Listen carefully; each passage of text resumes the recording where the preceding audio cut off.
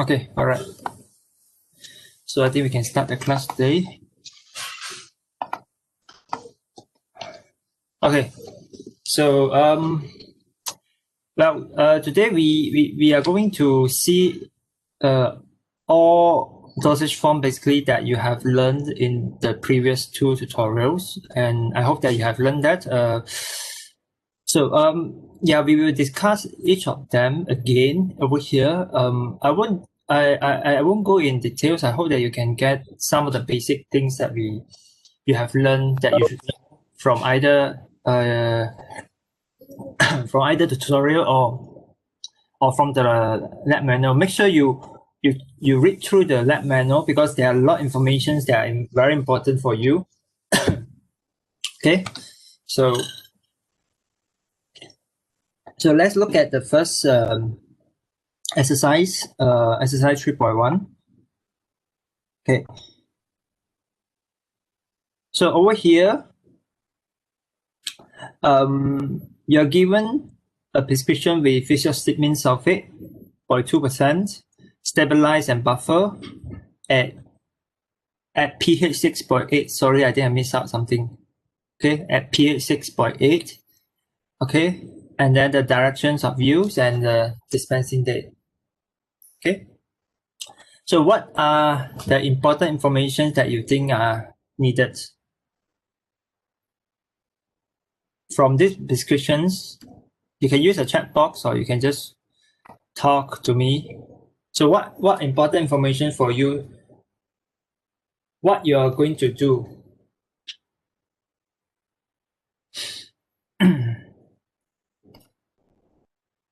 Any idea? Eye drop. What makes you think that it is an eye drop? Because there's GTT drops right into the eye. Okay.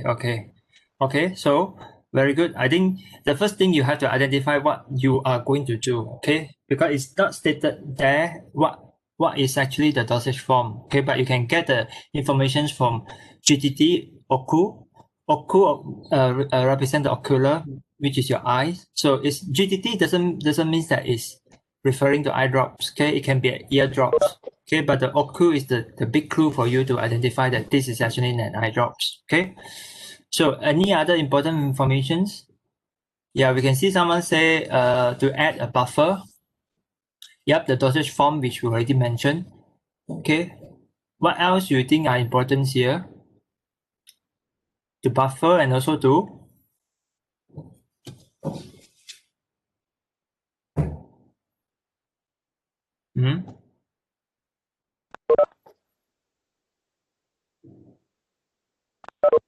okay, to stabilize.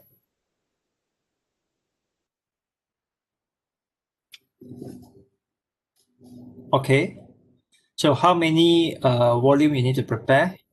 Okay. So yeah, basically I have to say whatever informations in the prescriptions are usually useful. Okay. So the only things you have to bear in mind is that if you're referring back to the manuals, okay, eye drops will not be dispensed more than 10 ml. Okay, in a single eye drop bottles or containers, we usually having a maximum volume of 10 ml. That is quite a standard. Okay, so so in that case, if you have a patient by calculating that you need actually more than that, so the only things you can do is to dispense more than one bottles. Okay.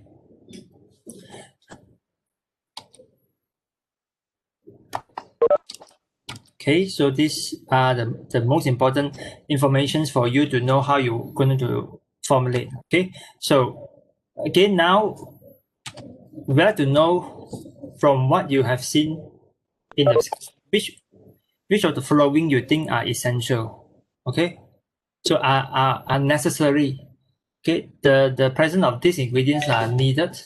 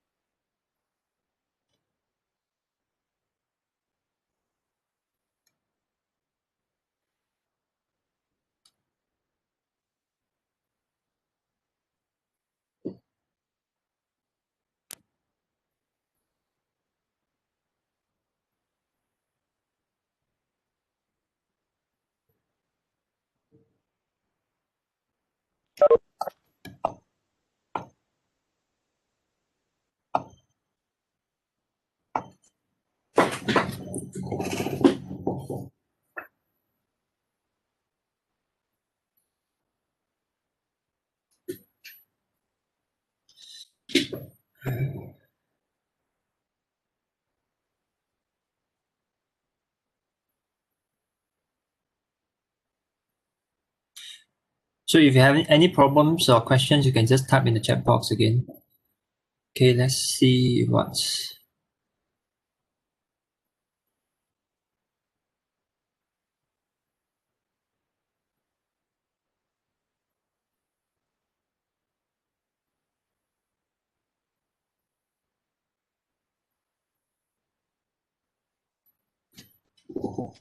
Any more?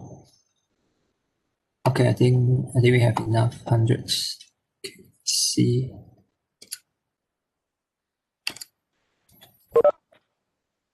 Okay, all right. So we go one by one again.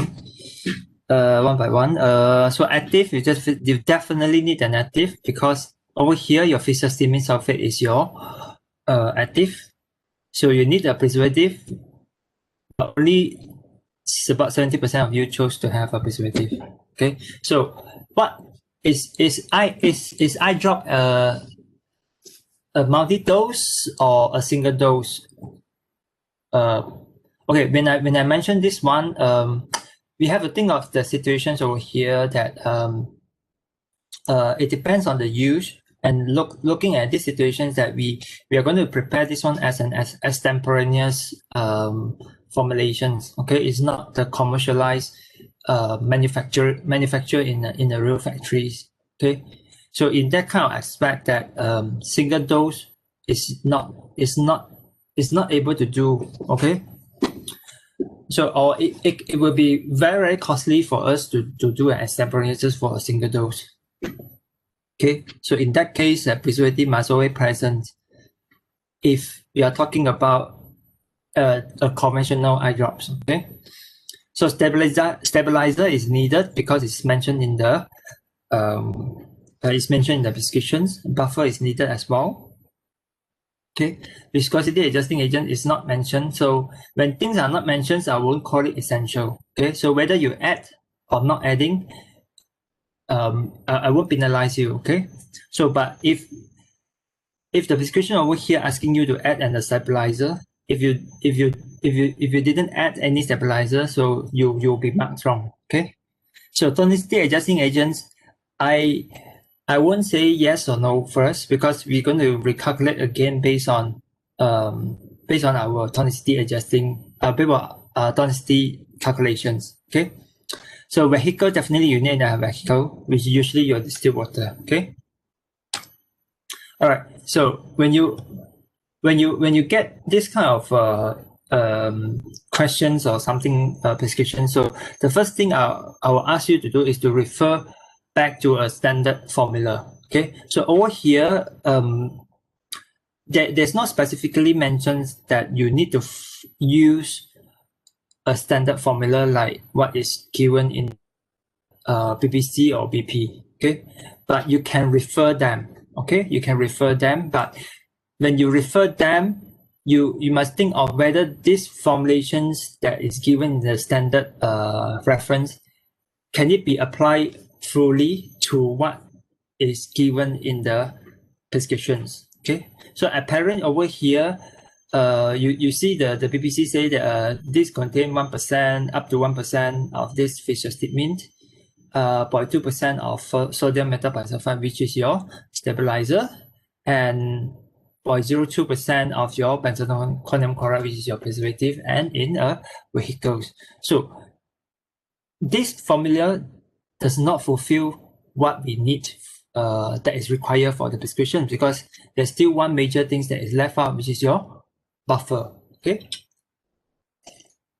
but what is available here actually give you a big clue already. Okay, so namely about the choice of stabilizer. So you can adopt from this case 0.2% of the sodium metabisulfite and the preservative, so to your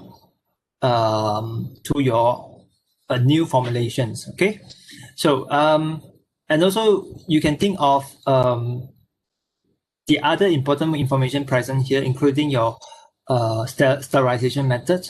Okay, so stated here, you can use method B or C. Okay, so what is the possible reasons that method A is not able to use? Anyone?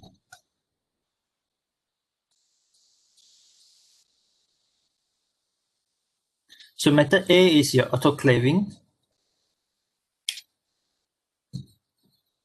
So anyone? Okay. So active ingredient is degradable with heat, cannot withstand high temperature. Okay. So that is usually the reason, because if you're comparing the method B, which is also a heat sterilization, but the heat is actually lower. Okay. The temperature used is lower, so it's still possible to carry out a heat sterilization, but not autoclaving, because autoclaving is usually carried out at a much higher temperature. Okay, those parameters you can refer back to the manual. Okay, so what other information we can take? So the container, so the solution is adversely affected by alkaline. So labeling, storage. Okay, all right. So okay, then now we roughly have an outline of the formula that we want to use in our new formulations. Okay, so we have your active, we have your stabilizer, we have your vehicles, we have your preservative. Now we need to look for the buffer. Okay, so by looking at the available buffer over here, okay, and if in the questions given that you need to buffer at 6.8. Okay, by looking at all over here, so can you identify which one is suitable? Which which buffer do you think is suitable for use?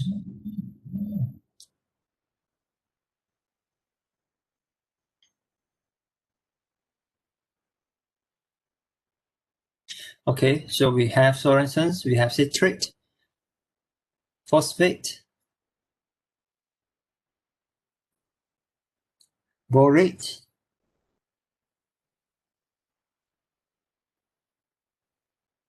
okay, all right. Okay, so you are mentioning the citrate buffer, the isotonic phosphate vehicles, and the isotonic borate buffer. Okay, because I think this is the most easiest one, because you can find the 6.8, but then some of you will suggest 6.5, which is closest to what you have. Okay, so in a situations where you can have a better choice, and provided that the salt over here are compatible with your the other ingredients in the formulations. Okay, so then I would suggest you to go for the most ideal choice of the buffer. Okay, so unless that you don't have the ingredients including the sodium acid phosphate or boric acid or borax, then the alternative choice will be citrate buffer. Okay, so by looking at all the vehicles available here, okay, so I want to highlight something is that, do you notice anything? Okay, let's talk about the common buffer. Okay, out of this common buffer, do you notice anything that is different from citrate buffer from the rest? Do you notice anything that is different?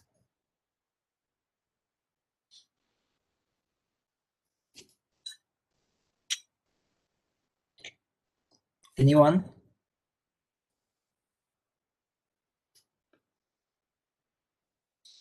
Okay, no NaCl required. So why there is no NaCl required? What does it mean then?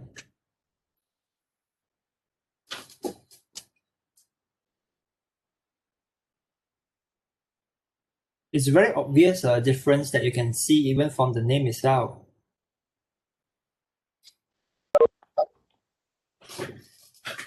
Yeah, I welcome anyone if you want to talk. I welcome you guys to talk.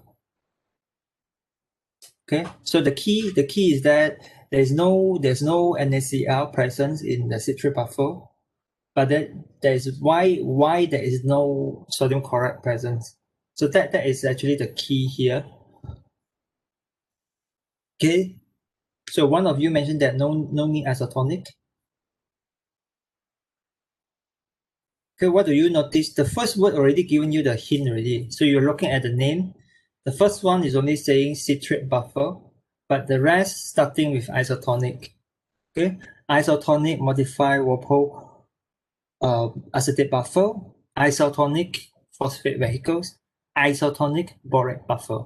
Okay, so in that case, citrate buffer is not isotonic. So you have to be very careful here. Okay, so when you added the choice of this isotonic buffer into your solutions, okay, so the isotonic one, then you have to remember that the basic rules again go back to your tonicity adjusting calculations. So when part A and part B are added together, provided that both of them are isotonics, when they add up, they will be isotonic. Okay, so if you have a part A that is not isotonic and part B which is isotonic, when you add it up, they are not isotonic. Okay, so this is happens here in this case because you have a buffer over here that is isotonic, but you have the other part which is your consisting of the other ingredients, especially your drugs and your stabilizer and your preservative. Okay, so the presence of this one will disturb again the tonicity or to disturb the isotonicity of the ready isotonic vehicles that you use. So in that case, when you're calculating the tonicity, you have to consider that the contributions of the rest of the ingredients to the isotonic of the whole formulation later on. Okay. So again here, you can also use the others commonly available vehicles, including your isotonic sodium chloride solutions, okay, boric acid vehicles, which is also isotonic or isoosmotic to ice, and special boric acid vehicles. If I'm not mistaken, this is also isotonic. Okay, so but what you can do is you can have a quick check by just doing a simple calculations, then you will know whether this vehicle itself is isotonic or not. Okay. All right. So I think you won't have any ideas here. I think you get a bit confusions about the volume. Okay.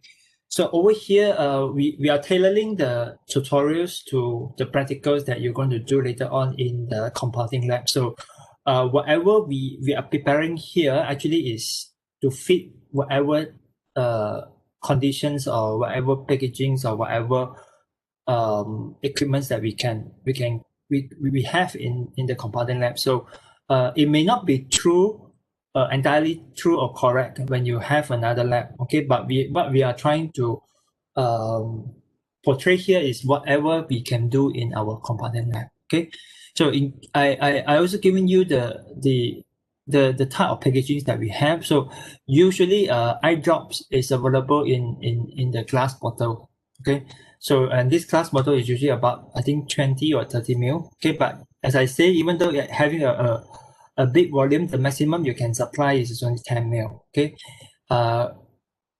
well that would then depends on the request of the prescriptions. Okay, so even though most of the time that especially for injections, you may think that you need more than one bottles, but then when we answer the questions that we put it in a practical way, similar way when you're answering that in the test or exam later on. So we'll put the situations as what we have in our compounding lab. Okay. So, or according to the questions that I will specially mention, how much the volume you need to prepare, etc. Okay. Okay. So for dispensing a 10 ml, preparing more than that are required because you have to do other processings like filtration or this thing, so you will get lost in between. Okay. Or you can use that to rinse the bottle. So over here, we will prepare a volume of 30 ml. Okay, so I would say 30, 40, or 50 are still acceptable. Okay, but more than that may be questionable. Okay, so you're going to waste a lot of things if it's not used. Okay, I would tolerate, let's say over here, sometimes you'll get the situation, let's say maybe preparing 30 meals. you have more ingredients that is under MWQ. Okay, so in our lab, MWQ is your 200 milligram. So if you want to avoid that kind of situation, perhaps by increasing 10 or 20 mil, then you can avoid having to do a dilutions. Okay, I can tolerate that. Okay, but up to 50 mil is already too much for me. Okay. Okay, so now we have the part A settle, which is your drug, stabilizer, and preservative. But your part B, okay, so I think this one you know, I think I don't need to go to. Okay, so let's say if we choose Sorensen's phosphate vehicles, okay, so now of course, as I say, you can use boric buffer as well, provided there's no any incompatibilities with the boric acid, then or the borax or the other ingredients, then should be fine. Okay, so but we try this very classic one, Sorensen phosphate vehicles. Okay, so when you're pointing at pH 6.8, so you need 50 ml of sodium acid phosphate dihydrate of about 1%, and the disodium hydrogen phosphate at 2% of a similar volume, and 0.68 gram per 100 ml at the total. Okay, so you can see here the total volume is always 100 ml, 100 ml, 100 ml, 100 ml. Okay. Then you have to put 10 situations, because that is the amount needed for buffering 100 ml. Okay. So in your eye drop, let's say you're preparing 30 ml, then you have to consider how many ml you need to prepare from there.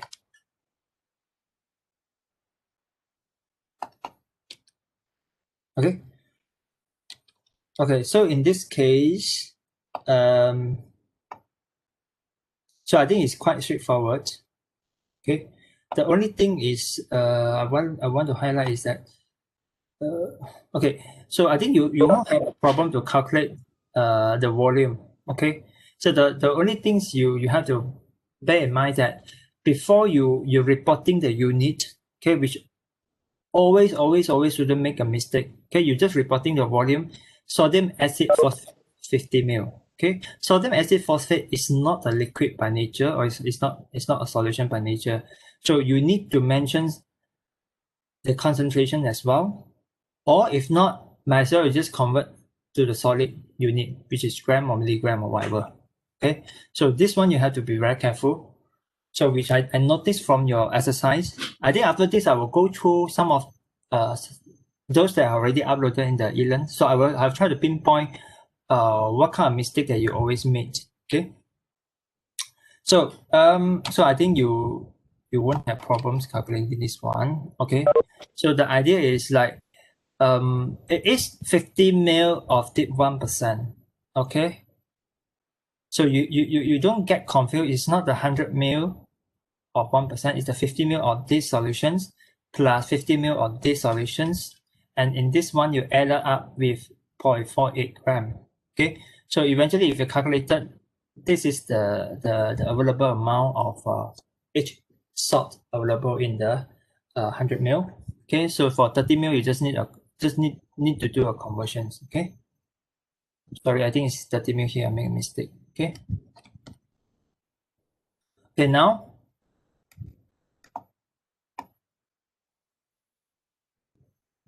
Okay, so do you have any questions right now? Okay, so I assume that you are clear until now. All right, so then what happened next is, okay, you have the part A and part B done. Okay, but the only thing is whether you can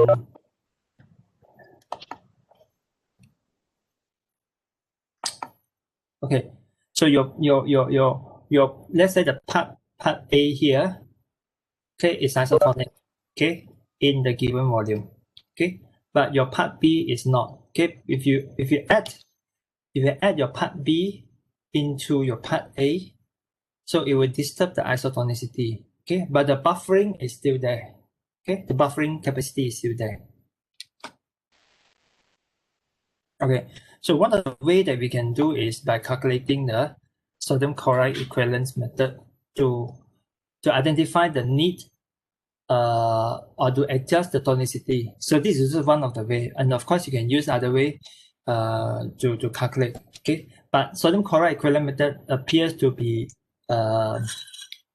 easier for in this case because you have a sodium chloride presence in the system to adjust the tonicity. So unless there is a special requirement in the test or whatever later on, else you are free to use any method. Okay, you have to bear in mind that if a method is mentioned, but you use another method to calculate, okay, there will be no marks given even though your answer is correct. Okay, or you are switching method in between, which always happens between Sprout's method and White-Vinson method. Okay, these two methods always get confusing. Okay, and if you don't follow properly, then you will start to jump from Sprout method to White-Vinson method. Okay, I always notice that. Okay, and you always cannot get full marks almost towards the end when you try to do a question. Okay. So I think you should be quite familiar in this case. I can do a quick jump, okay? But just a quick revisions. What do you mean by the E 1%? Okay, so it's 1% of the substance you added to produce the same osmotic pressure as 0.128 or 0.13% of sodium chloride. Okay. So another reminder here is that when you do the calculation, when it is not yet the final answer, try not to round the numbers too much. Okay, because if you start to round the number from here, 0.128, if you round to 0.1, okay, that could be quite dangerous because the 0.028 can be quite significant towards the end of the calculations. Okay, so maintain at least 3 to 4. If they are too small, the numbers, unless it's a big numbers, probably you don't need to have so many decimal points. But I think if it's below 0, then you have to start to think of to maintain at least 3 decimal point or 4 or 3 to 4 digit. Okay. All right. So I think. Okay, so yeah, this is another mistake because always most of the students will stop here. So let me get the okay. Most of you will just stop here. Okay, but remember that this is referring to 1% of your drug. Okay, in your formulations, you have 0.2%. Okay, so this 0.2% is equal to how much in terms of sodium chloride? It's not this number. Okay, it's not this number. So you have to do another conversion again, the ratio things, then you get this number. Okay, so this again another big mistake I always see, because you have to think of, you start getting wrong from here, you're using this value to calculate for the rest of your things. Subsequent calculations, even though the method is right, but using the wrong value, so it won't bring you any marks. Okay. All right. So you can do the same thing for your sodium metabisulfite. Okay. So in this case, you see that I do not include the calculations for the preservative because most of the time, because preservative using at a very small amount, talking about 0.01, 0.002, 0.002, or 0.001. So it's kind of too small. So you can try to include them into the calculations, but the effect is not significant. So you can choose to avoid. Okay. But if you want to include, that is fine. Okay. So now we want to see the total amount of sodium chloride contributed. Yes. 0.0. Am I calculating wrong? Is it 0.0256? Okay, perhaps I did a mistake. Oh yeah. It's because it's 0.2. Yeah, you're right. Thank you. Okay. So 0.026256. Okay. So then probably it's even smaller for this one. Okay, so I think I will use some of your example later on, but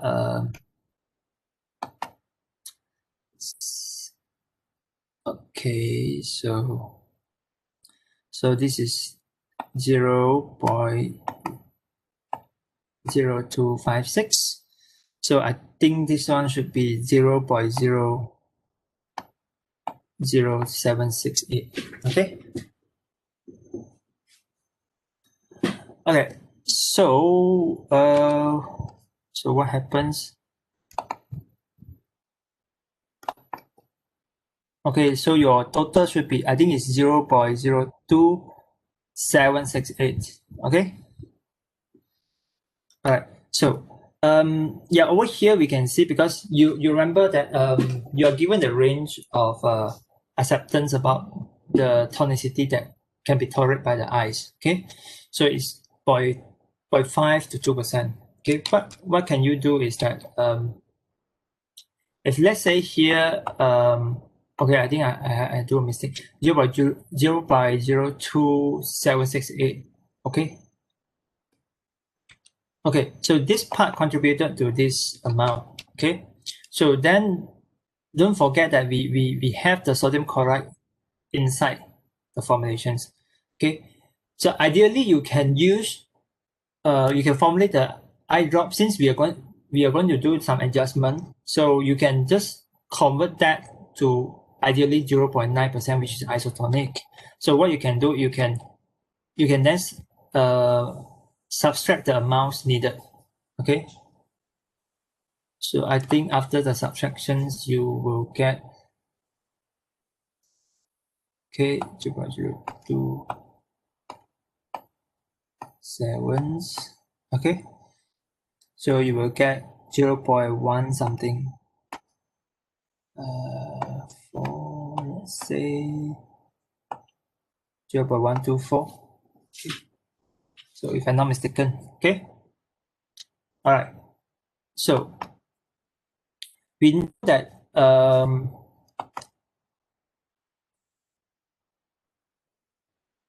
okay, we know that over here this part is 0.9%, equivalent to 0.9% of sodium chloride. Okay, so but when you added this part of it, okay, added this part into this one, it may be just a little bit difference. Okay, maybe 0. It's still 0.9 something plus. Okay, so if you do not want to take out the amount, okay, from here, it's still fine. Okay, but you have to make sure that whatever that is extra here, okay, it's not going to disturb much. Okay, if it's going to do a disturbance which is more than the tolerated range, then you have to think of to minus back. Okay. Okay. So do we have any questions so far? Okay. So yes.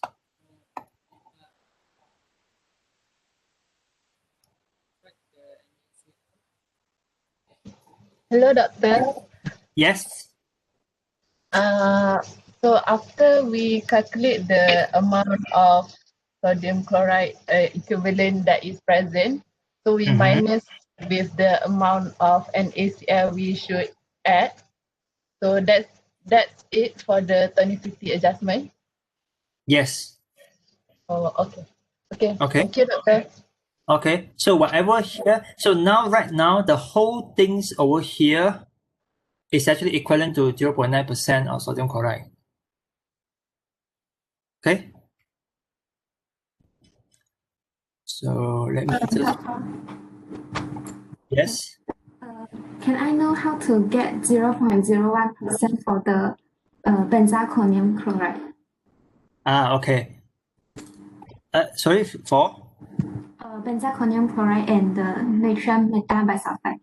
because we get what we get from BPC is quite different from the one doctor have here.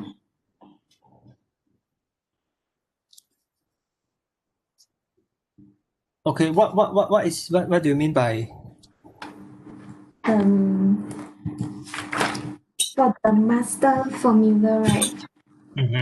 What we get from the BPC is 0.02 for sodium metabisulfite and 0.02 for benzalkonium chloride. So I wonder how doctor get the different one here.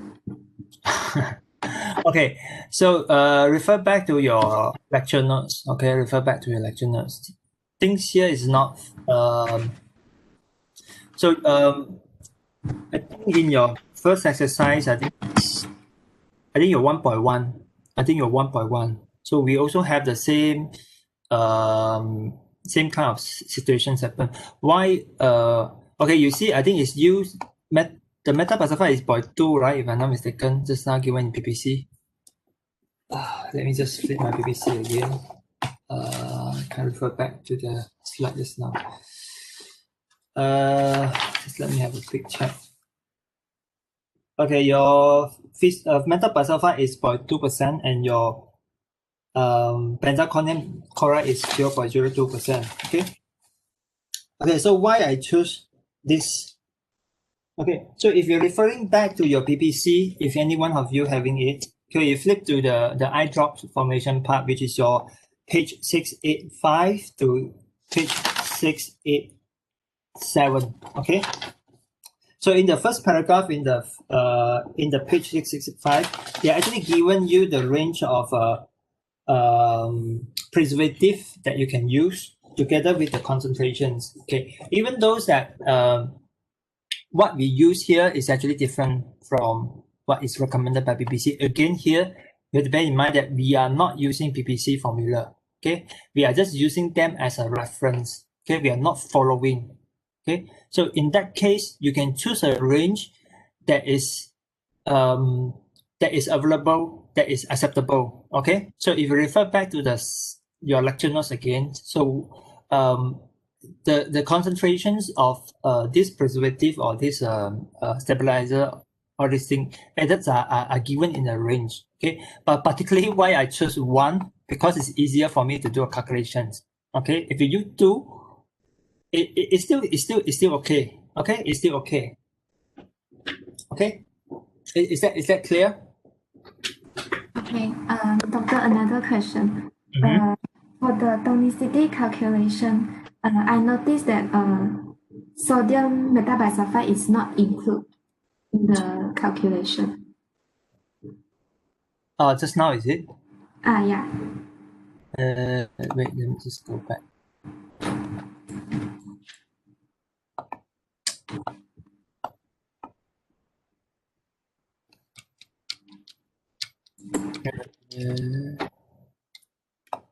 I think I included here.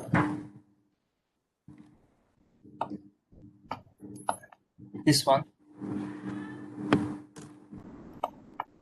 Oh, sorry, it's not sodium metabisulfite, it's the preservative. Yeah, I told you guys already. Because preservative present in a very, very small amount. Okay, so it's negligible. The influence of it is negligible. So you can think of to include as well. It's not wrong. Okay. Okay, but if you don't want to include, it's also okay, because if it comes out that the value will be 0.000 something. So when you consider that amount is not significant, so you can just ignore that. Okay. Oh, okay. Understand. Thank you, doctor. Okay. All right. So again, here what we do overall based on this is I think someone shared in the chat. Okay. So someone say that can we just minus the percentage instead of gram? I think it's possible. Okay, I think it's possible.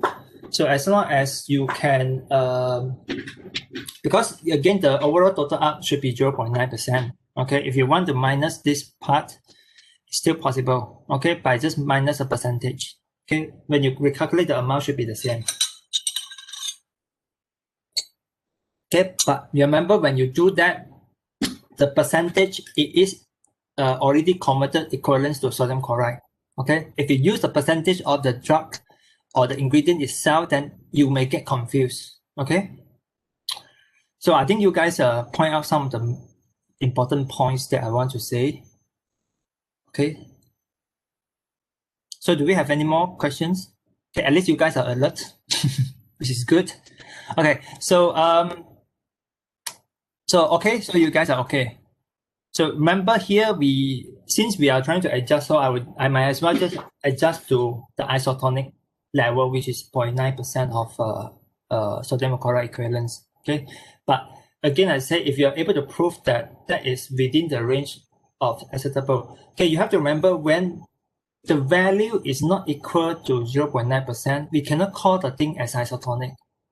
Okay, we won't consider that as isotonic anymore. It is not isotonic. Okay, 0.95 is not isotonic.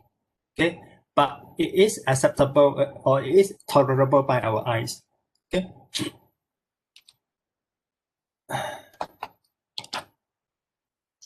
So you can try the other methods to calculate.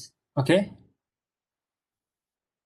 So I think we are done for the calculations. Now we're moving on to the productions. So a few things you need to remember, things that is below your NWQ. Okay. So you have this kind of situation, then you have to think of to do a dilutions accordingly. Okay. So yeah, before you mix them together, so you have to think of what is their physical state. You have to consider again. Okay, actually most of the ingredients here are actually solid except for the vehicles. Even though benzalkonium chloride itself is actually a solid. Okay, you can refer back to the PPC to check again. So benzalkonium chloride, chlorocresol, your PMM, PNA, all these are even your chlorhexidine acetates are also solid by nature. Okay, we do a concentrations, a concentrated solutions for you, so that you don't need to spend time again to do to wait or whatever. Okay, or to do a dilutions, to do a concentration. Prepare a stock for you. So, but you have to bear in mind. So the same thing you're answering for your questions here. Okay, so I think another mistake that I always find is that you always write benzalkonium chloride and then you put 15 ml. Okay, so essentially it's wrong because benzalkonium chloride is a solid. Okay, the same for your sodium acid phosphate and sodium phosphate here. You must report the amount by nature of the ingredient itself. So it is a glycerol, let's say. It is a liquid by nature. Okay, so we report that in the volume. That's fine. Okay, but when you're reporting a volume for a solid, then you need to include the concentrations. Okay. Okay. So then, because most of them are solid, so you need to consider solubility of the ingredients before you figure out to dissolve them. Okay, I think you have that you have encountered that in your tutorial too. Okay, so one of them is using boric acid. Okay, boric acid, if you check PBC, it's actually very difficult to soluble. Okay, but it's soluble in hot or warm water. Okay, so you can use you can heat up a solution, heat up a hot water to dissolve the boric acid. Okay, before you do a dilution. Okay, so if you do a dilution by just doing a dispersion of the solid which is not soluble, then you have to make sure that that suspension is well dispersed. Okay, if the suspension is not well dispersed, that the insoluble particles when you extract is not even, then you're going to extract the wrong amount. All right. Okay, so once you have the solutions mixed, everything's ready. So you need to proceed to the next step. Okay, but before proceeding the next step, if you check back the video that I shared with you, so there's one key step that always you guys make a mistake is that you always use a beaker as your container. Okay, so it's unless your beaker has been calibrated to the final volume you want to achieve, else you have to remember that whatever solutions or things you have to mix up, you have to final check or final things to top up to your final volume in a graduated equipment like your measuring cylinder in this case. Okay, or a calibrated equipment. So if you're using your beaker, make sure that it is calibrated to the volume. Okay, beaker again is not used for measuring. Okay, it's just for estimating. All right, so here we proceed to the next step, clarifications. Okay, so anyone can propose why we need a clarifications here, which usually we do filtrations.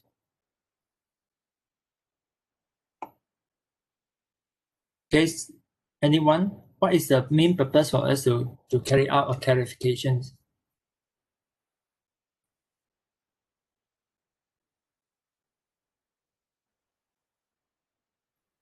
Okay, to remove the visible particles, to remove any particulate. Okay, so to remove any particulate that will irritate the eyes. Okay, so we have to know what is the possible consequences as well. Okay, why we want to do filtrations to clarify the solutions, because if we have to remove the particles. Okay, why we want to remove the particle? Okay, because those particles will then irritate the eyes. Okay, so when your eyes is irritated, then what will happen next? Okay, you're not going to accept the formulations. Okay, we're not accepting the treatment is failed. Okay, or your drug is not going to reach your targeted site. Okay. All right, so we are using this setup. Okay, together with a sinter class filter that we use, okay, which is present in this proportional funnel. Okay, so the sinter class is just a piece of the filter present inside the funnel here. Okay, yeah, you will have to do a few filtrations, and then you check under this liquid inspections viewer. So so it uses something like a polarized mechanisms to because some of the particles can be I won't say illuminated, but it can reflect the light. Okay, so where some of the light will be filtered through this polarized lens, so you can check if there's any particles or fibers present. Usually I see a lot of cases of fibers.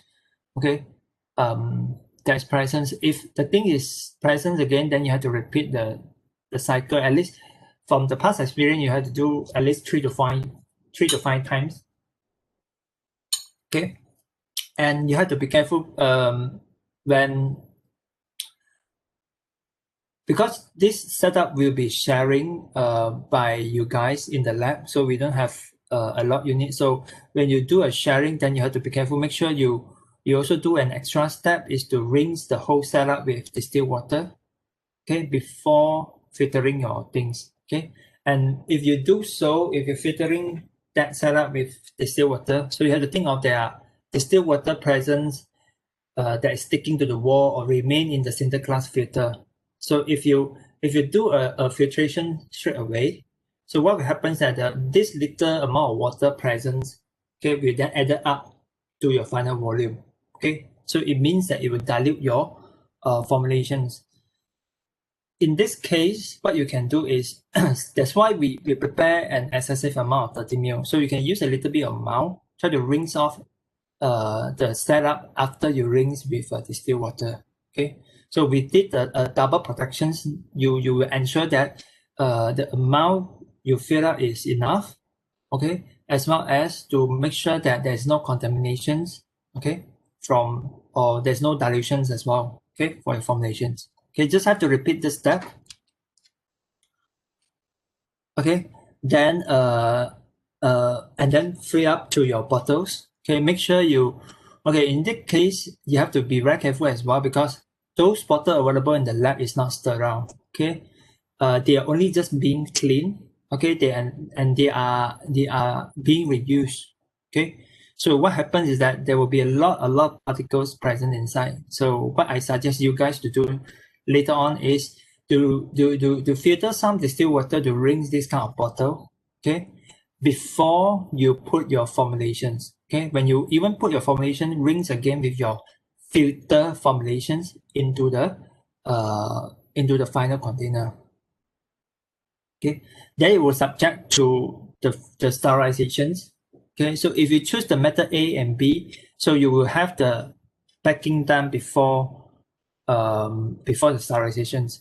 But if you have a method B, which is your aseptic filtrations, then you will have to do the packaging, the fillings, sealing, and sterilizations at the same time. Okay, if you're referring to your PPC, again, you can choose either method B or method C. Okay, so method C again is conducted at a lower temperature, so you can be it's still safe for any thermosensitive drugs. Okay, so yeah, again here I want to highlight the aseptic filtration technique for eye drops or for any injections. You can refer back to the video that I shared. So, and also some of the videos that some of your senior prepare doing aseptic filtration for your eye drops. Okay.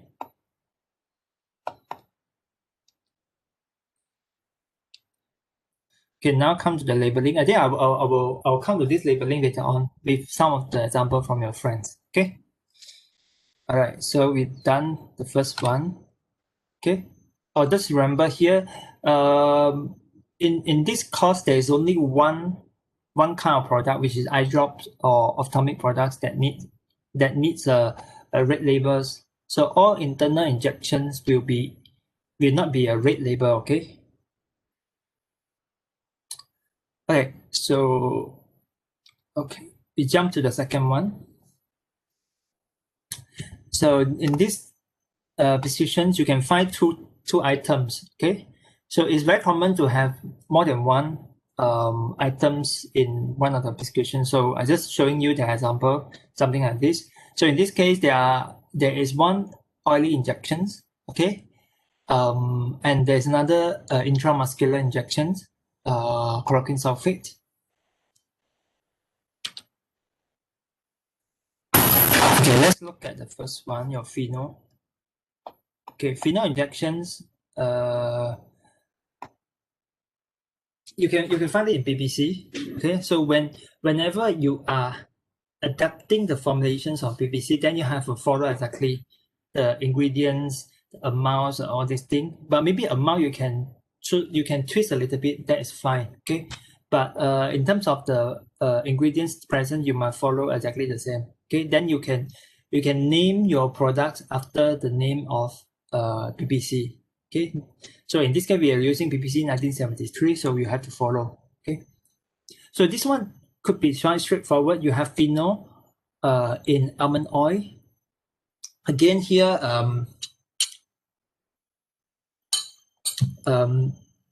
if you're referring back to your lecture notes again, there are certain oils that are not suitable to be used as the vehicles. So, but almond oil and some of the vegetable oil are usually acceptable. Okay, so why? Referring back to your lecture notes. So, so it over here they provide a little bit of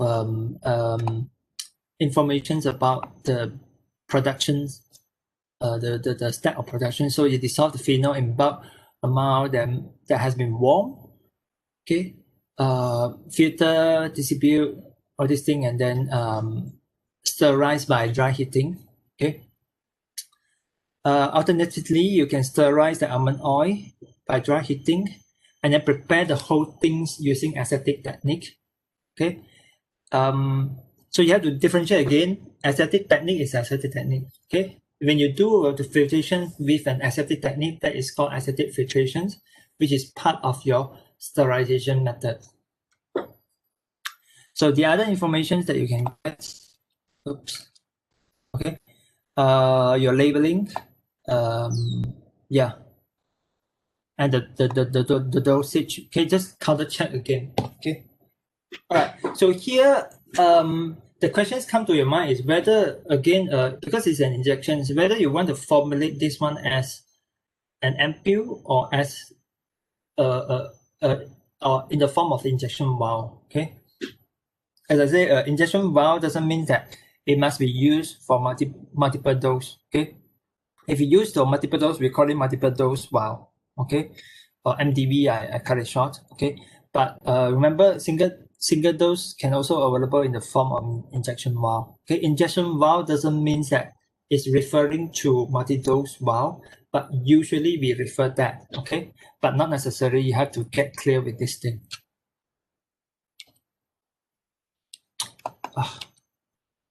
Okay, so what is indication? I think this one I will have to skip. You can just check on your own. Okay, so here we are preparing ampoule. Okay, so why ampoule? Because first thing, this is indicated for multiple. It's used in the small volume. Okay, even though it's multiple site, but usually the use is at one go. Okay, it depends on the indications or the way of administrations. So in this case, usually because this is for this is varicose vein. Okay, so sorry, no, this is not. Sorry, what? This is for. So I can't remember what. Spheno. Yeah, no, submucosa. So correct me if I'm wrong. I remember this is for varicose vein. If I'm not mistaken. Okay, I'll double check again with you guys.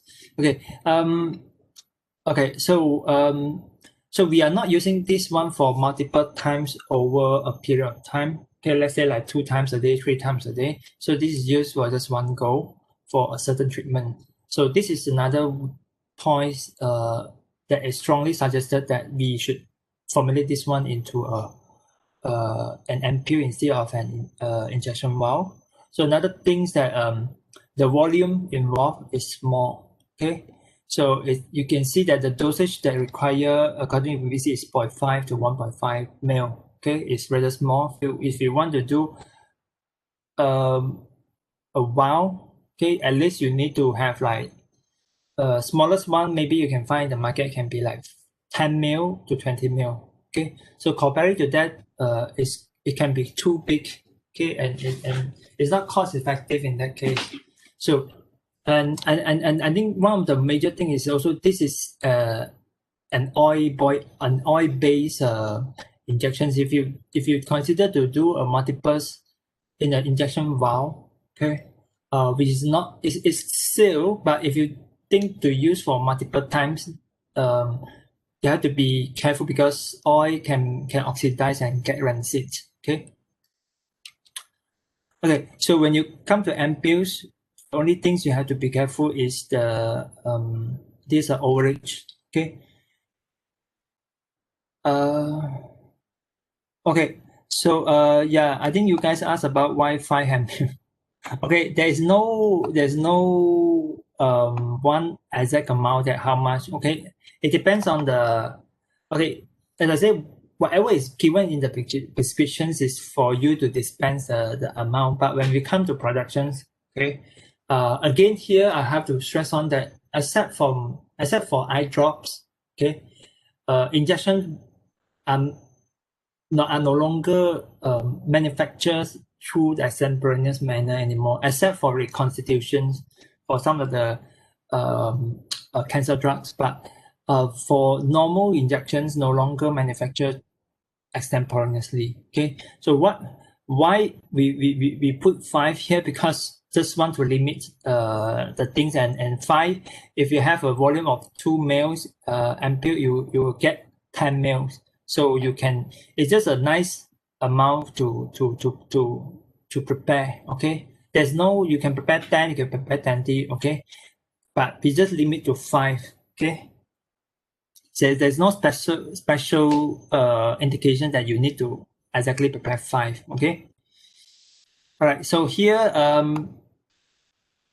you have to be careful with the orange choice because these fall into the viscous injections. Okay, so oily phenol injections. Okay, so at the bottom's oily phenol injection. So you have to choose from the second row of the excess volume. Okay, so if you're preparing 2 ml, not exceeding 2 ml, so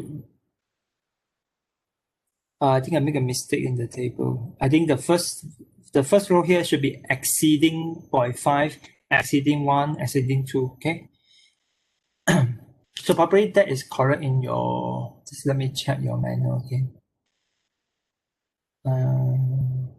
Yeah, your manual is correct. Okay. Okay, so in this case, so we will choose the 0.25. Okay, so meaning every ampule will have 2.25. Okay, if you're preparing 30 ml with triple times, that will be more than enough. Okay.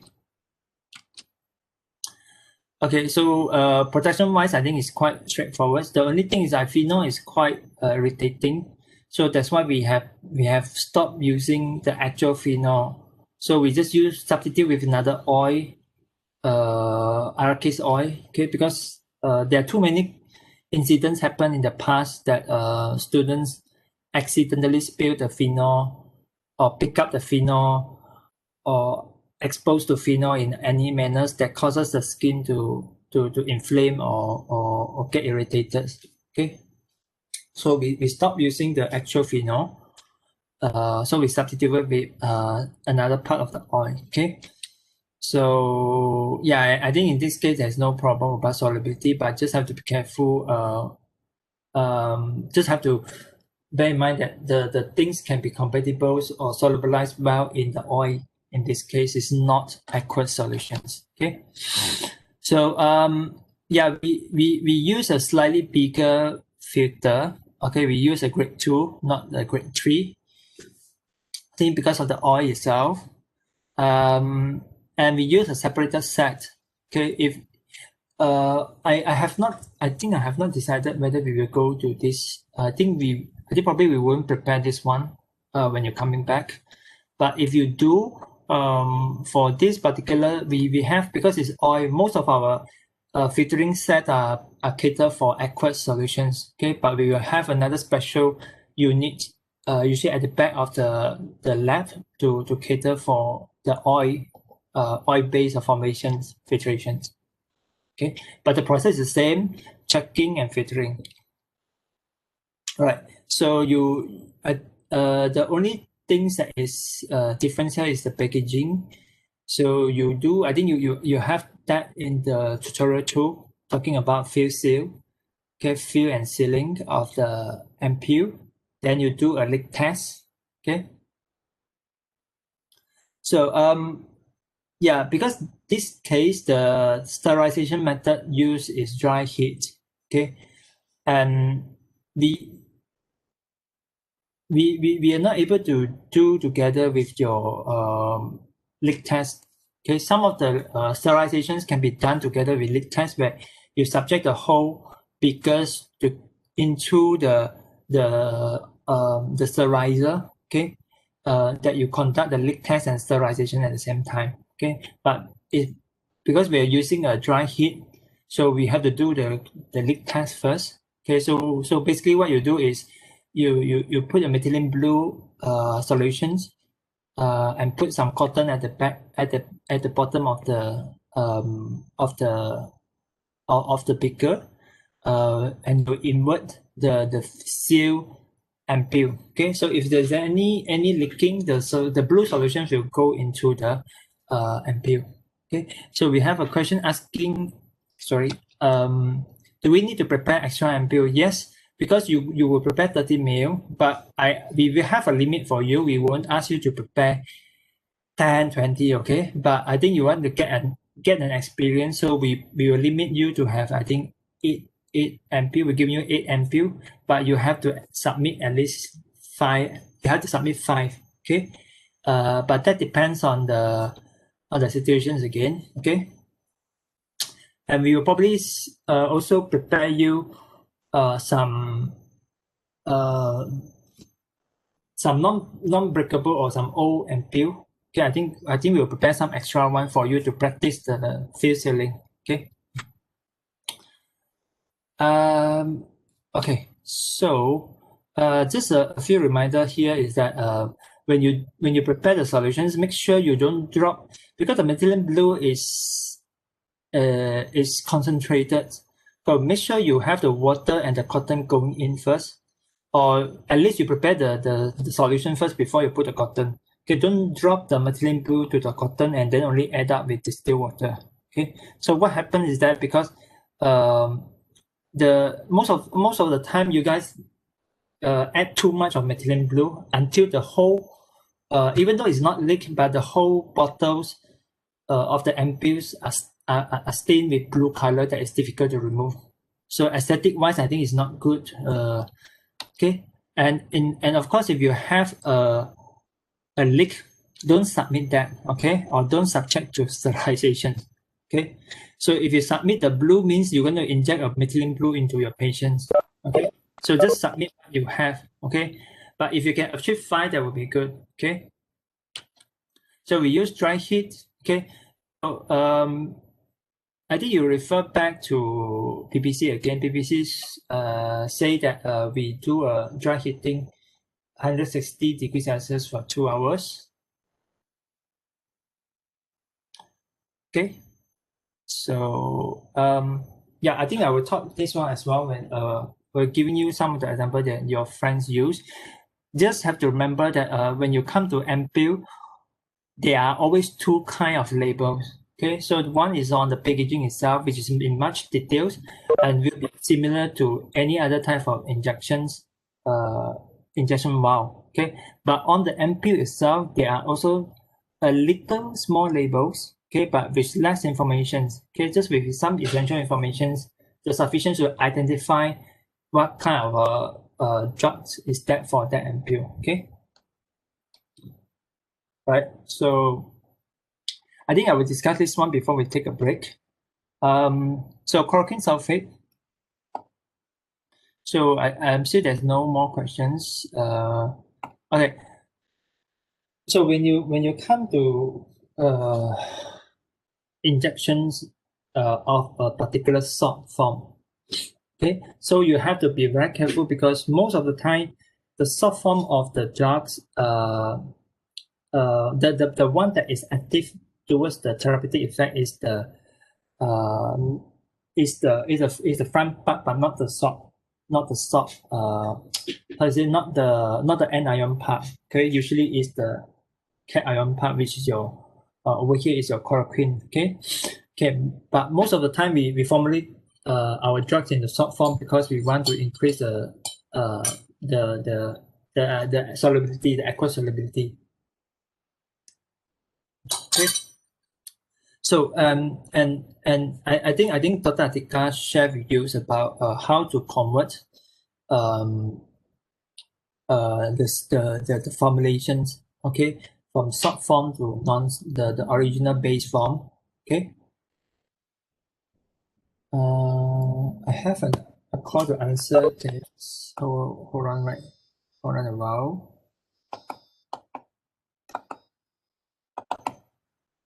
Okay. All right. Sorry, guys. Yeah. Okay. Right. So okay. So the conversion of base and the salt form sometimes are indicated. Okay. So but if not, then you can calculate your own. So in this case, so chloroquine sulfate, 1 gram of it is equal to 0.75, but you can use the molecular weight to try to identify the ratio. Okay. But however, in this case, you check the prescription itself. Let's go back. Okay. Oops. Okay. So over here, it's written chloroquine sulfate 400 milligram. Okay.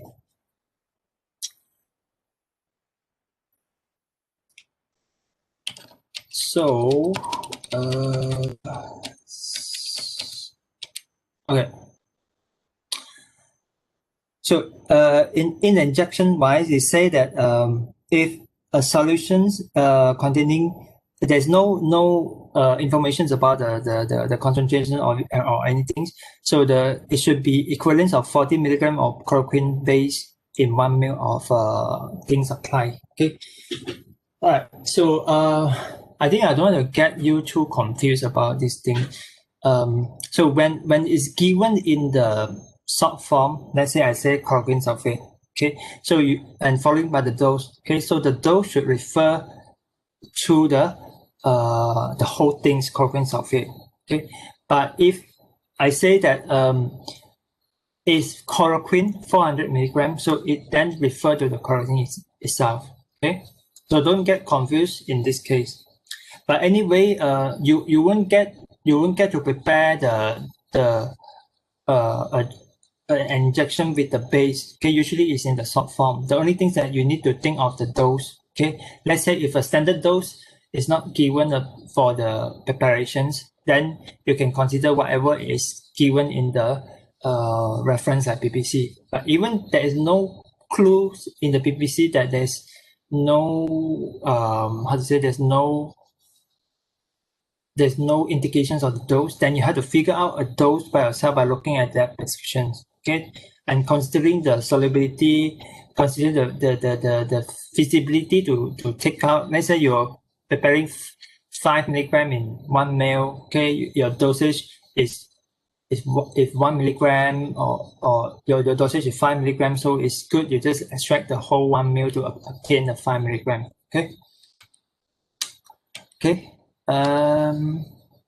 Okay, so now think of what are essential here. Based on what you know, if we want to formulate this one as okay, because we're going to use it multiple times, okay, so you can consider this to be formulated as a multiple dose injection. So as a formulations of multiple dose injections, what are the essentials ingredients that you think you want to add in?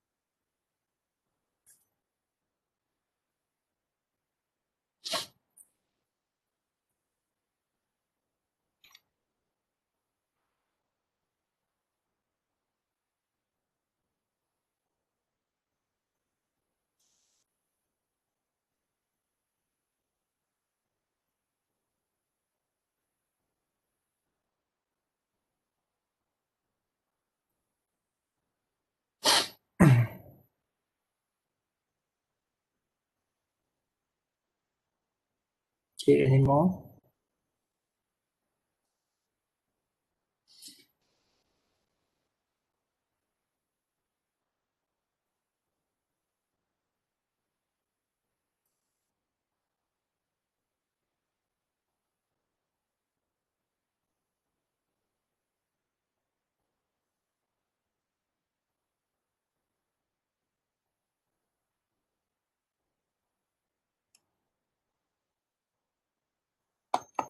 Okay, I'll close it for now.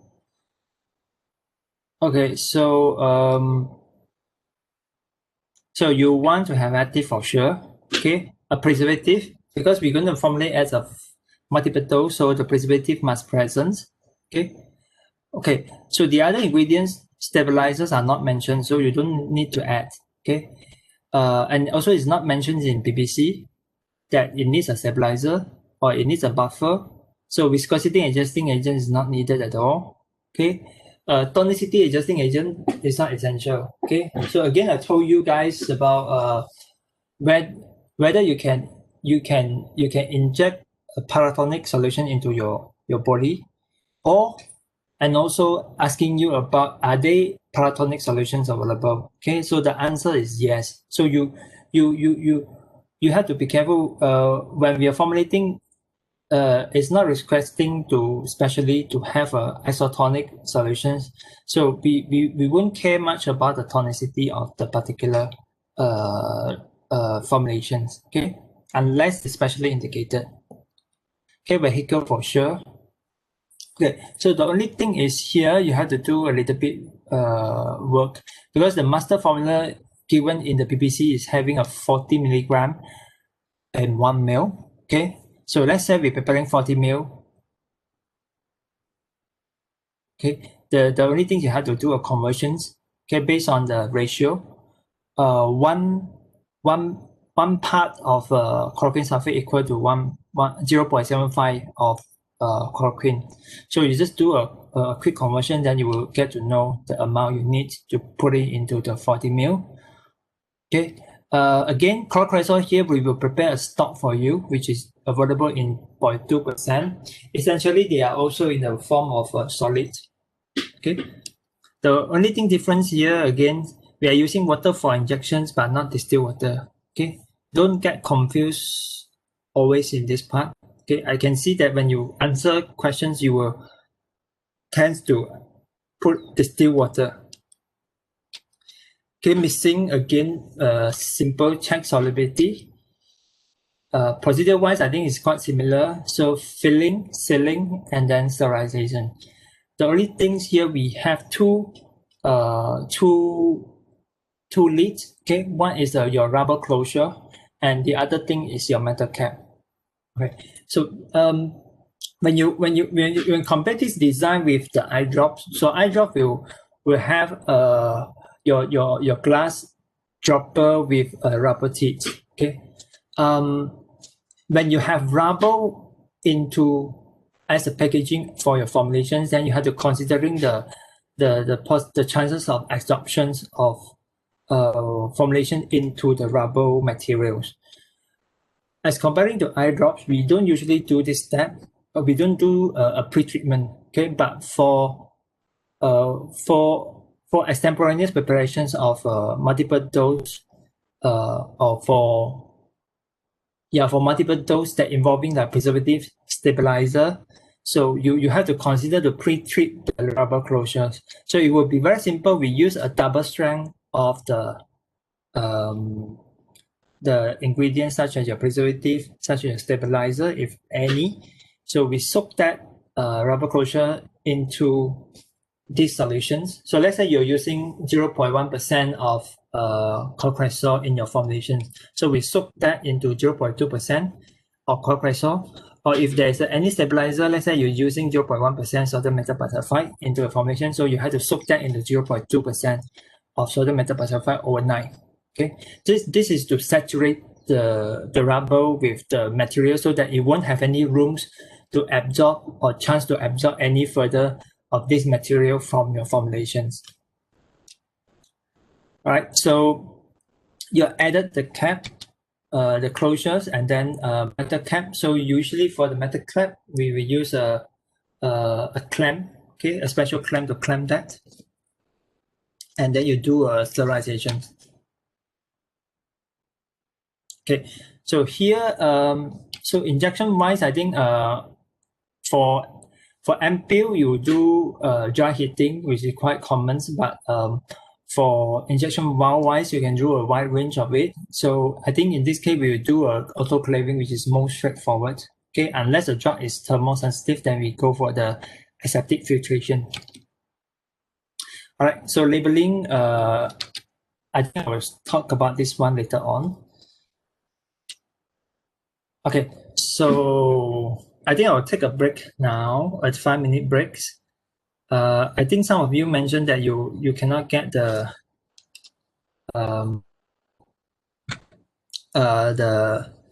attendance. I think I will open up again.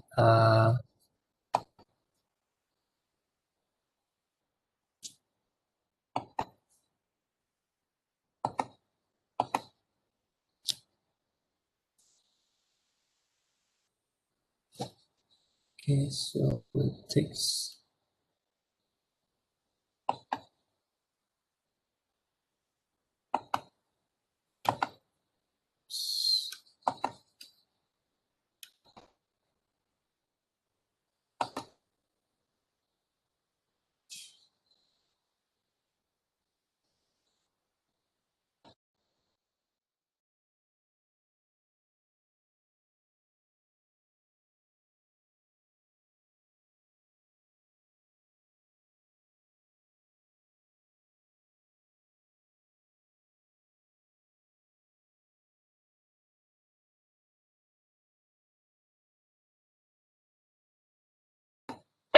Okay, I will take a 5-minute break. If you have any questions, you put it down, then we will discuss. So we'll come back in about 3:40.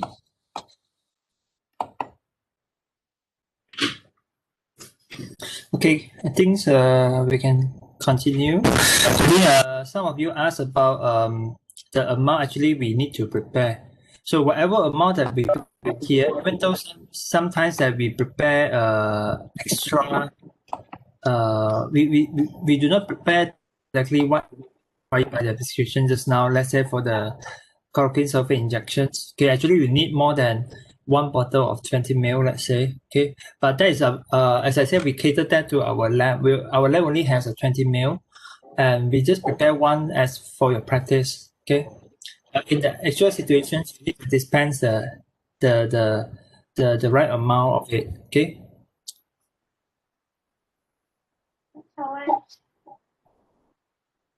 而且它的光这么不一样啊！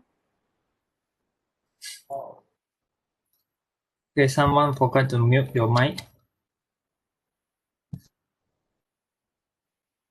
Okay, so are you clear? So as for your test wise, don't worry. Even though they're receiving that, we will have a special request if there is needed to prepare a physical preparations, an actual preparations. So we will indicate that how much bottles you need to prepare or how much you are. But usually we're referring you to only prepare one bottle. Okay. Or let's say for ampule, how many ampule we need. Okay, if we want to ask for the amount. Okay, so we will specifically mention that what is the volume or how much is the amount that we want, okay, for you to prepare.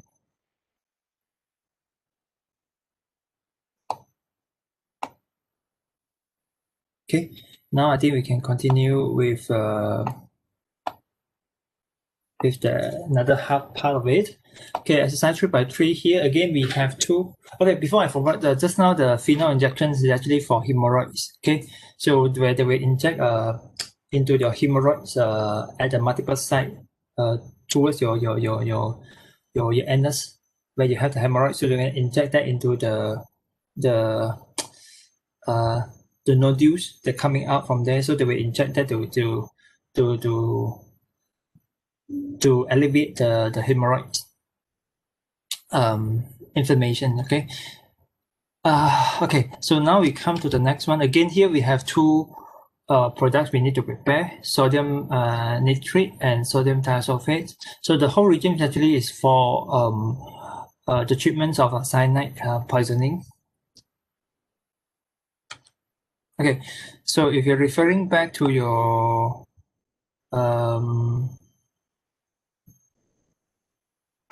to your PPC again, so you can find actually it's very straightforward formulations. Okay, but a few things I want to highlight here about why I want to show you these two formulations. Okay, yeah, let's look at the first one, sodium nitrate. So dissolve, clarify by filtrations, sterilize by autoclaving or by filtrations. Okay, so very standard, very straightforward. Okay, yeah, I want to tell us again is we have two type of filtrations. What is filtrations to clarify? What is a filtration for aseptic, which is your sterilizations? Okay, so even though you have chosen to use aseptic filtrations as your sterilization method, typical filtrations to clarify your product is still needed. Okay, so because you have to think of usually when you use your aseptic filtrations to do sterilization, the main purpose is to filter out to remove the bacteria, okay, or microorganism.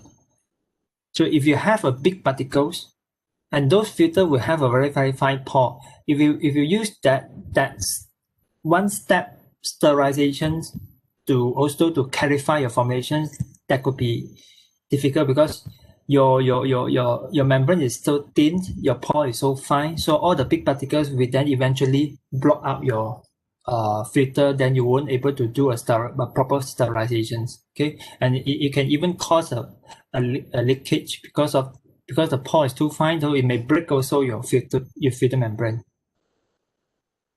Right. So So it's specially indicated here that this injection is applied in single dose ampoule. So you need to prepare that in the form of ampoule only.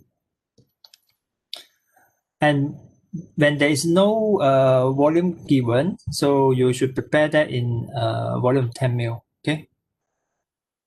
So as I said to you, we have different size of ampoule available. So it can be from 1 to 5, 10, even 20.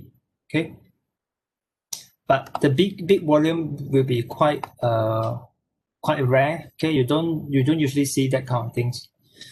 All right. So however, for your sodium thiosulfate, okay, dissolve filter, distribute into single dose container, replace the air in the container with nitrogen or other suitable gas, seal, sterilize for autoclaving. Okay, so these formulations have an extra step here, okay, which is not commonly found in other kind of formulation. So the key here is to replace the air in the container with nitrogen or suitable gas. However, it's asked to prepare in a single dose container, so it's not ampoule. Okay. All right. So and if there's no mention, that we'll prepare 50 ml. Okay. Then come back to the points. Why do you think that the replacement of air in the container with nitrogen or any other suitable gas is important? Any idea?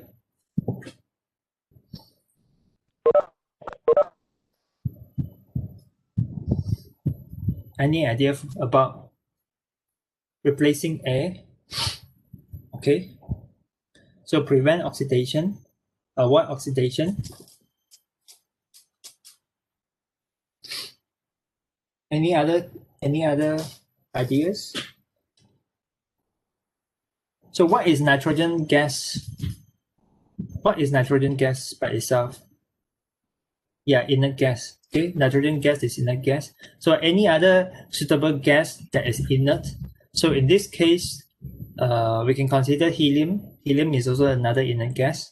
Okay, so the main purpose to replace all the gas, all the air available with the inert gas is to prevent the available of the oxygens to oxidize our drugs. Okay, so which I think you have the right ideas about this part. Okay. So I think it's quite straightforward, which I don't want to spend too much time on that. So we will discuss this again later on by showing the example from you all.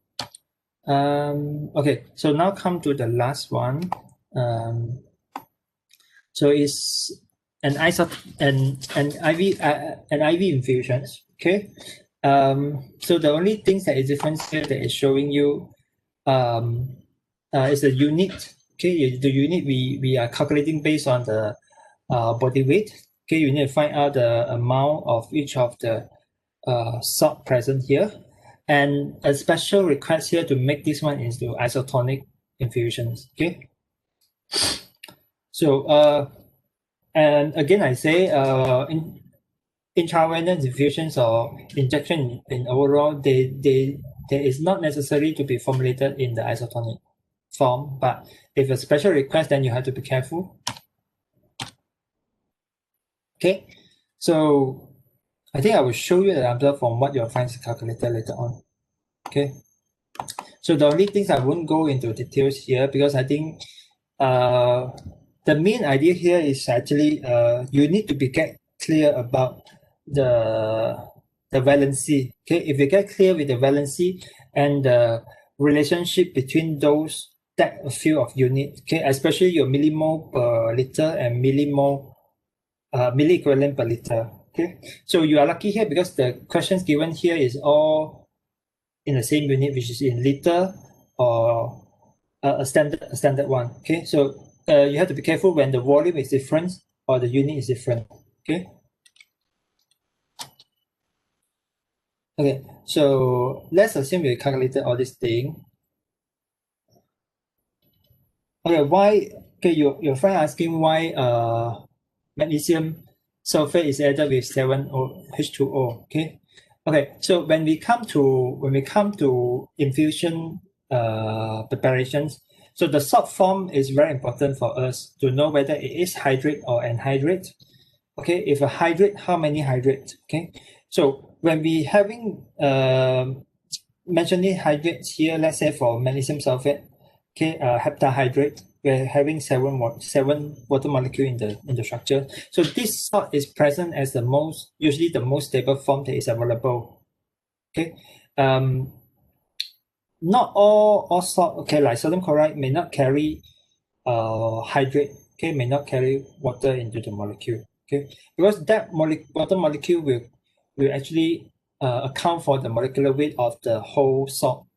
Okay, imagine the sodium chloride and sodium chloride monohydrate. Okay, so so the formulation will be 58.5 plus another 18 for the water. Okay, so the molecular weight is different. So when you calculate the molecular weight is different, then when you come to the millimole calculations, then it will be a difference again.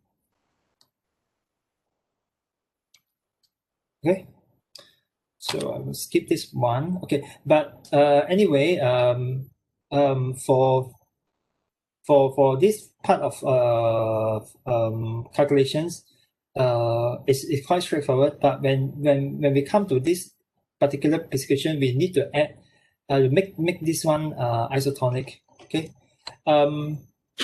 So the most straightforward way you will be using the freezing point depression methods or any other ways. As long as you can get the freezing point depression value, I think you have no problem to calculate. Okay. So again, I think this is straightforward. All solid, all water soluble. You don't have problems. The only thing is we're preparing extra. Usually, you dispense 500 ml, which is quite standard. That is available in our lab. So what you have to do is we'll be preparing extra 550. So so you can dissolve everything ingredients for 550 ml into a beaker. Then you top up into this conical measure, which is catered for 500 ml. Then you top up with another 50 ml of water for injections. Okay, so that is the only way we can sort out because we don't have a big volume in our lab. Okay. Yeah, or you can consider to calibrate the final bottles. Okay, the final bottle is not calibrated, even though it has is graduated, but the graduation is not correct. Okay, so you have to do your own calibrations. But don't throw away the water for injection, it's going to be waste. So you can keep it to prepare the formulation. And clarification step is the same. Okay, but probably you have to do much more filtration in this case because it's a big volume. Okay, sterilization is quite similar. Okay, but typical way we're using autoclaving. Okay, so in this case, would that be possible for you to think that aseptic filtration is suitable in this case? Any idea you think that if aseptic filtration is suitable?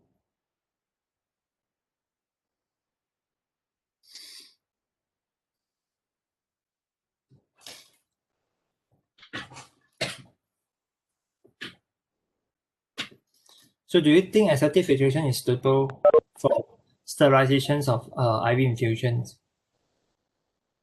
Okay, no, because volume is big, volume is large.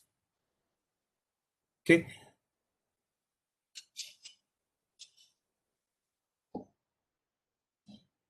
Okay, so the idea is actually there's it's not entirely wrong to use aseptic filtrations. Okay, you can use, the only things that when the volume is too much, it's going to be time consuming. Okay, and you have to do a multiple filtration, which is not feasible.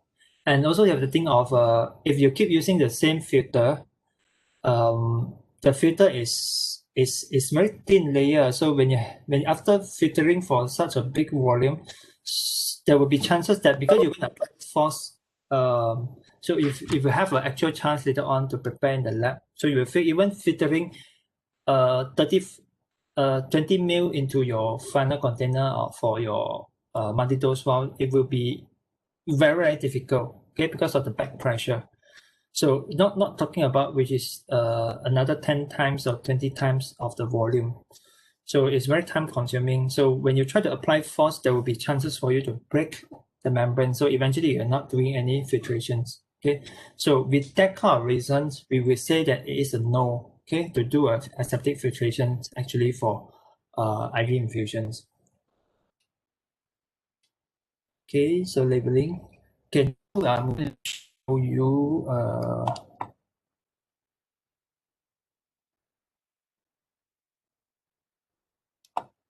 okay, so we have a question asking about okay, why 550? Okay, so again, as I say, whatever we are saying here, asking you to prepare is whatever that is available or can be prepared in our lab. Okay, so the bottles we have is 500. Okay, so we won't prepare exactly 500 because you need to filtrations, this and that, then eventually you will lose. Okay, you won't able to dispense enough 500 ml. Okay, but in our lab the standard one is 500, so that's why we add up to 550. Okay, you can prepare 600, but I doubt you have any suitable container that is large enough to store 600 ml. So that is the reason why we choose 550. Okay, so even though prescription say 50 ml per hour or whatever, that is a standard way of administrating. It can be it will be by volume or by hours or by minutes. Okay, but again here, I do have question asking you that how many unit if you wish to prepare a 500, how many unit you actually need to supply. Okay, that is a different story. Okay, that is how many things you need to dispense. So when I ask you to prepare, usually as I say, I will just going to ask you to prepare one physical actual unit. Okay.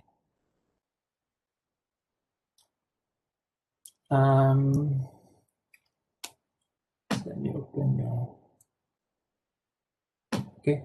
And if you're referring back to your exercise, I do have the questions, and the last questions are asking you to complete a pharmaceutical product documents for one unit only. Okay, and prepare the formulations accordingly. Okay, so it's to avoid the confusions about the actual supply and the preparations. Okay.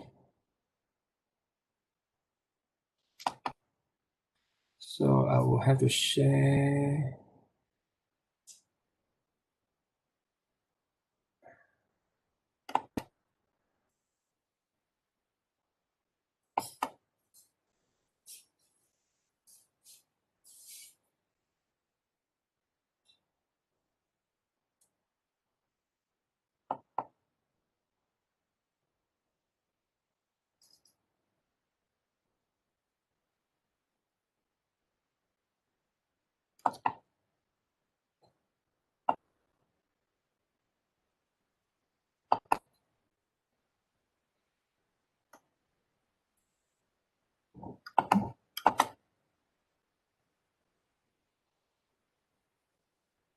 Okay. Hope you can see now.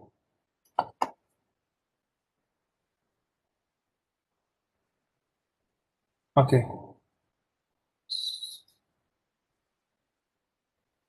Okay, so I think we left out some of the things like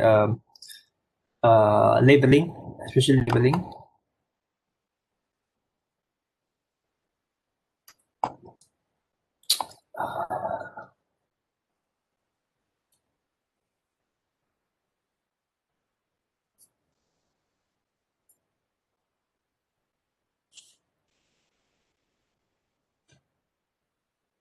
Okay, so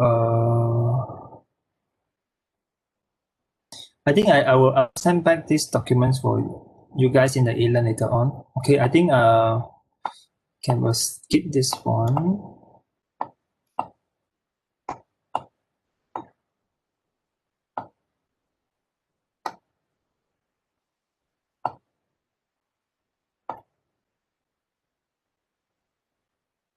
Okay, so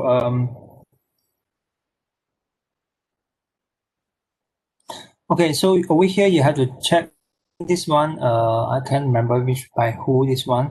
So the way you show, I think is not quite right, because you say that this part, okay, which is contributed by the rest of the formulations, the rest of the ingredients, not isotonic.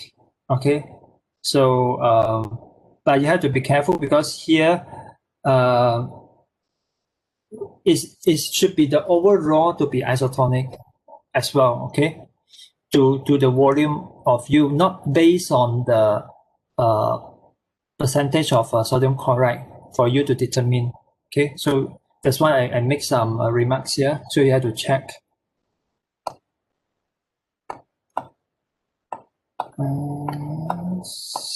Okay. Okay, so this is an example here showing the labeling. Okay, just let me see.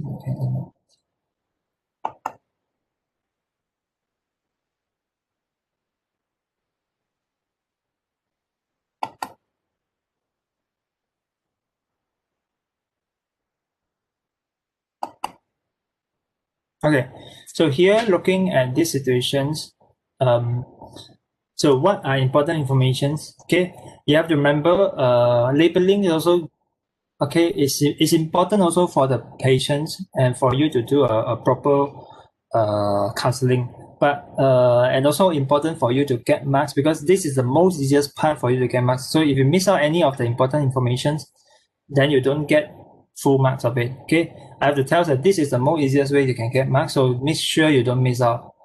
Okay, so from the top you must give the volume, okay, of the the volume, and then the name. Okay, make sure the name you're given here.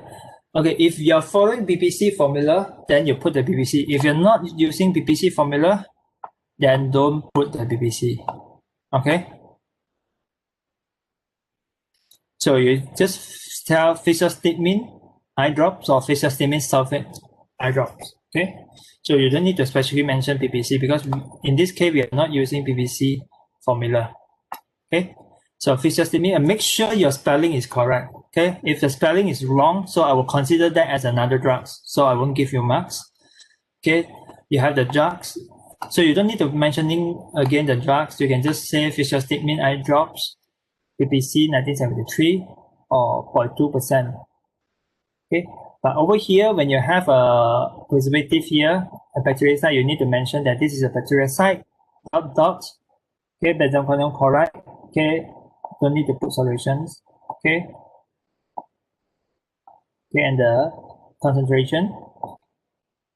So 2 drops, okay, you can put a number 2.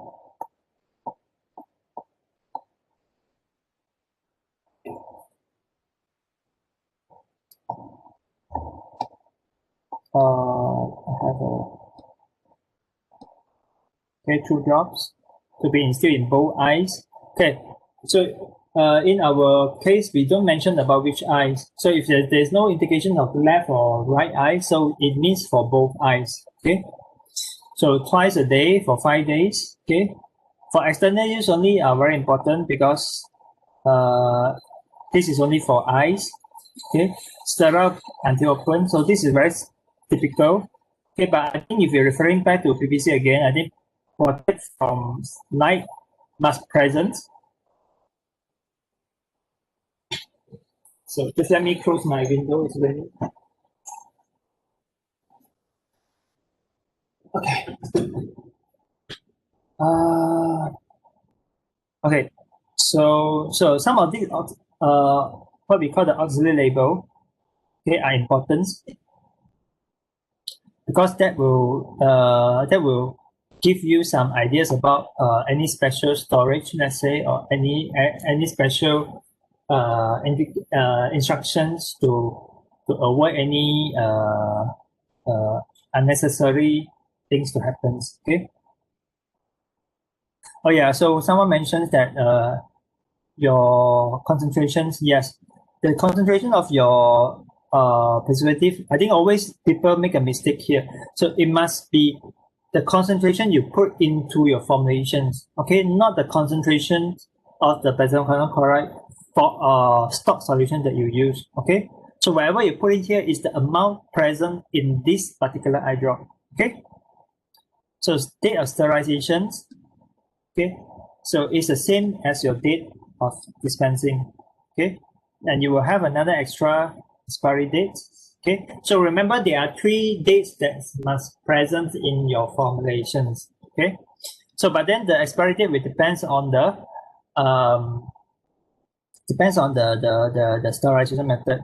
Okay, so over here it depends. If you're, as I say in the in the in the manual, we are giving a 2 years, a standard 2 years for all sterile products we have. Okay. However, it still depends on the method of sterilization. Okay. So remember, if you're using aseptic filtration, so it is 2 weeks. Okay, after you sterilize. Okay. So you have to put in a date here, which is 2 weeks from this. Okay, so 2 weeks will be roughly 28 weeks. So we count from the, so it should be 28 November. Okay, however, if you are using the other A and C methods, okay, which is your heat sterilization, then it will last 4 weeks. Okay, but that 4 weeks, okay, is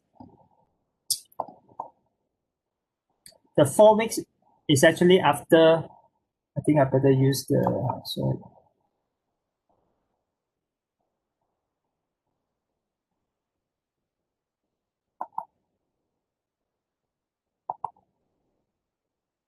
Okay, so if you are using again aseptic filtration, so you should only have a date here. Okay, which is your 28 November. Okay, 2020. Okay, but if you're using the other methods, okay, so the expiry date hit over here should be the one after 2 years, which is your 14 November 22. Okay, but you have to remember the sterilization method mentions that once the cap is open, it can only last for 1 month. Okay, from the moments that it first opening. So you need to give another instructions here that it can last 4 weeks, okay, or a month after first opening. Okay, after first opening. Okay, so you have to see the way. So you don't need, let's say over here for aseptic filtration is going to last 2 weeks. So you don't need to mention again 2 weeks after sterilizations, then you put another date. Okay, so there's no need for you to mention, just give a date.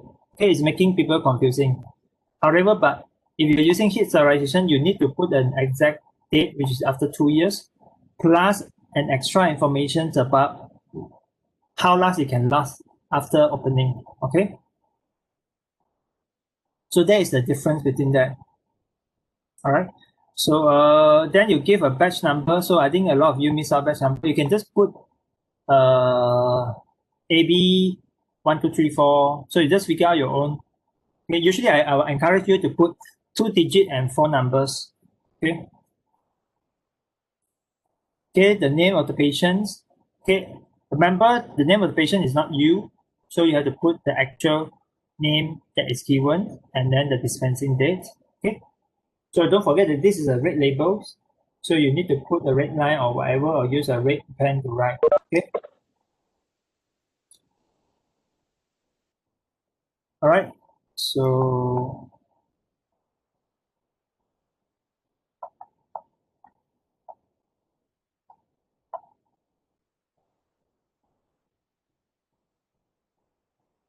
we know. Okay, I think I mentioned something.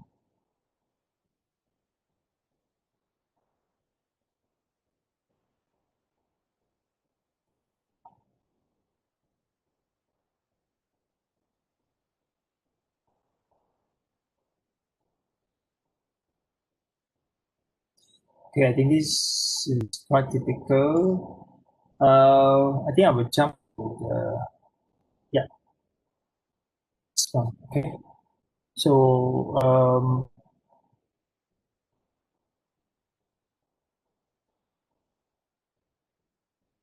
okay.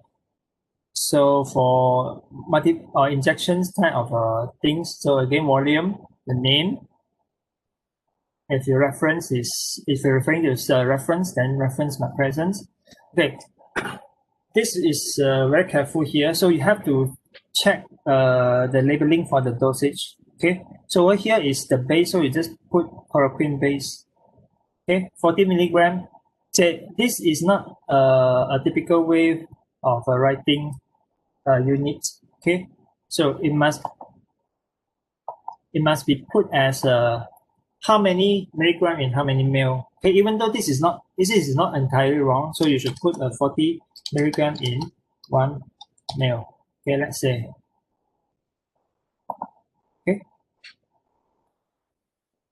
Or sometimes there are some you may be in 5 ml. You know, let's say I just give you a random 5 milligram in 10 ml. Okay. So it's how many milligram in. This is a typical standard way of writing. Okay, for only the drug itself. Okay, or the active.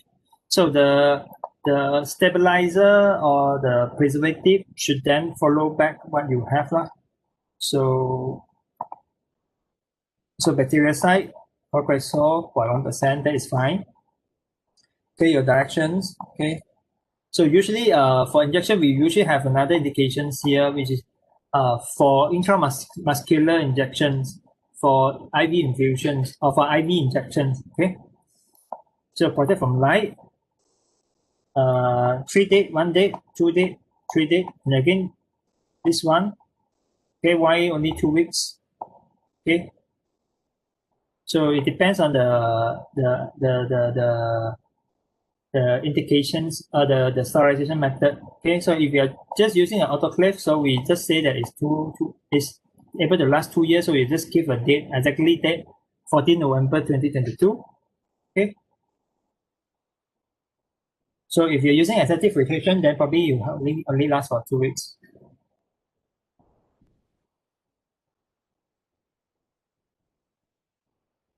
Okay, so your friends asking whether the 400 milligram is overdose or not, then you can just do a conversion and check back whether is it overdose. I think it's not, if I'm not mistaken, I checked already. I think it's not overdose.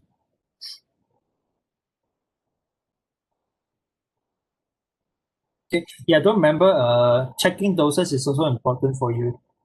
Okay, if you have an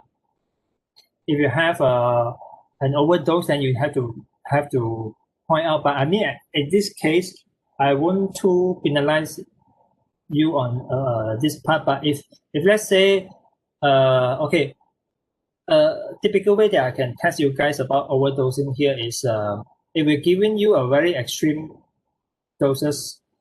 Okay, let's say I, instead of 400 milligram or 300, I'll give you say 4,000 milligrams. Okay, I will give you a very, very significant difference that you can easily catch. Okay,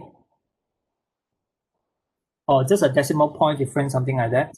Okay, you know, something like eye drops. Let's say eye drops is now can't remember exactly. Let's say it say up to 2% of physiostigmine sulfate, if I'm not mistaken. Okay, so if you given you 2.5%, then probably you have to question, is it overdose? Okay, or if the dose is not correct.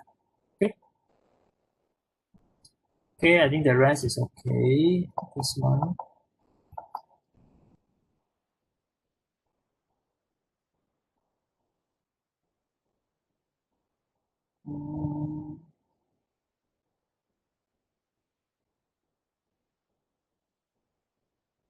Okay.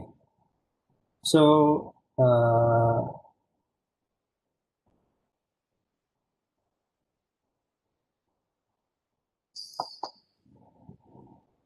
say this.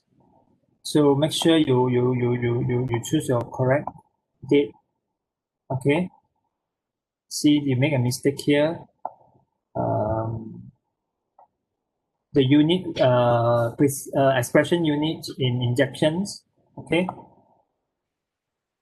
So maybe for final injections, yeah, you can use percentage, which is rather common, but for aqueous solutions, we will represent that in milligram, gram, or microgram in how many ml. Okay.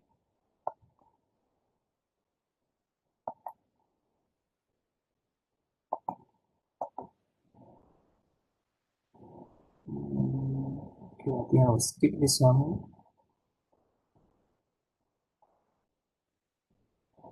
Okay, so come here with the calculations.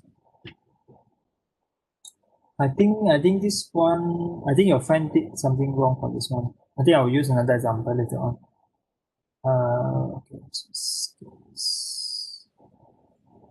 okay, so I talk about labeling first. Okay, so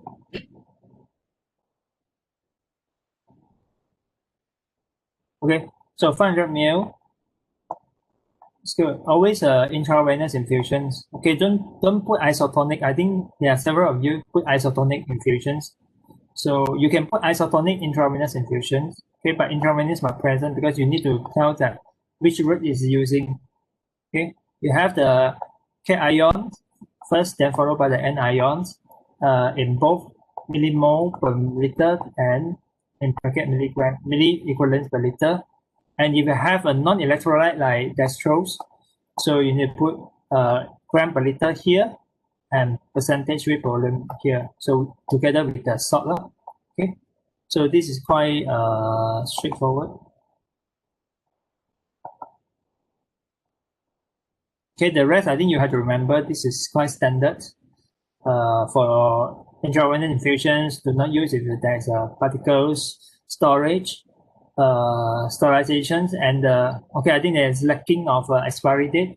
Okay, so remember always there are 3 dates on your labels. So if you're missing any one of it, you probably are missing 1 mark or half a mark from there. Okay, and give a random batch number. Okay, so this is one of them. Just let me quick check.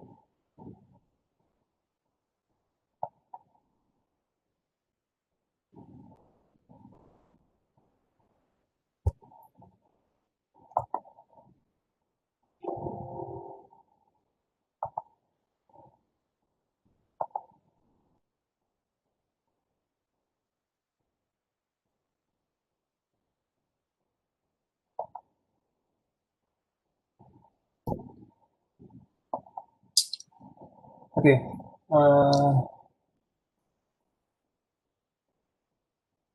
Okay. I think I give you these documents. I think you may want to get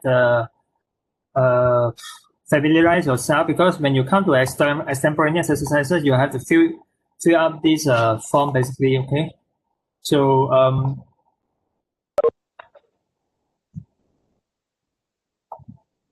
okay, so every columns here will be giving you marks. So make sure you fill out all the columns here. Okay, give a random batch number, 2 alphabet and 4 digits. Okay. So and then you fill out this one accordingly.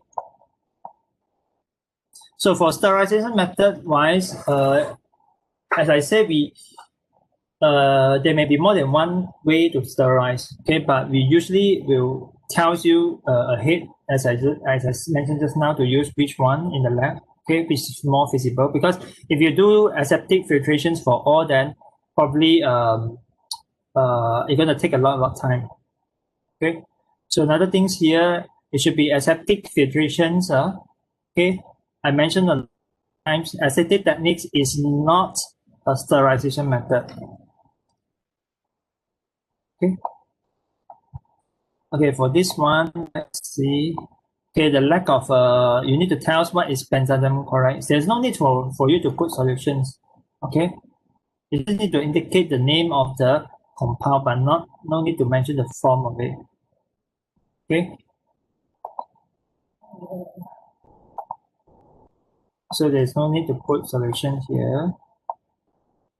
So this is not, you're not using a standard PPC, so don't put PPC. So what is it? A bactericide. Okay. So the rest I think is okay. But looking for the, yeah, protect from light, because this is specially indicated. Okay, so this will be given marks. Okay. So if you don't put protected from light or protect from light, okay, then you're missing out the marks already. Okay. Date of sterilizations, expiry date, is it correct? If you are using the aseptic refrigeration here, which is 2 weeks, so plus 14 is should be 29. I don't know how you calculate, it should be 31st. Okay. So, and then mixing out our batch number here. Okay, so all these elements are actually having marks. So if you miss one, as I say, you're going to miss at least half a mark to 1 marks. Okay.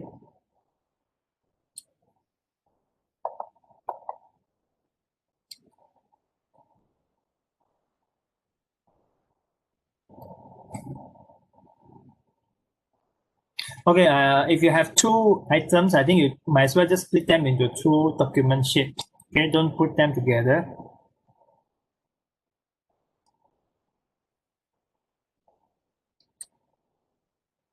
Let's see. Let's see.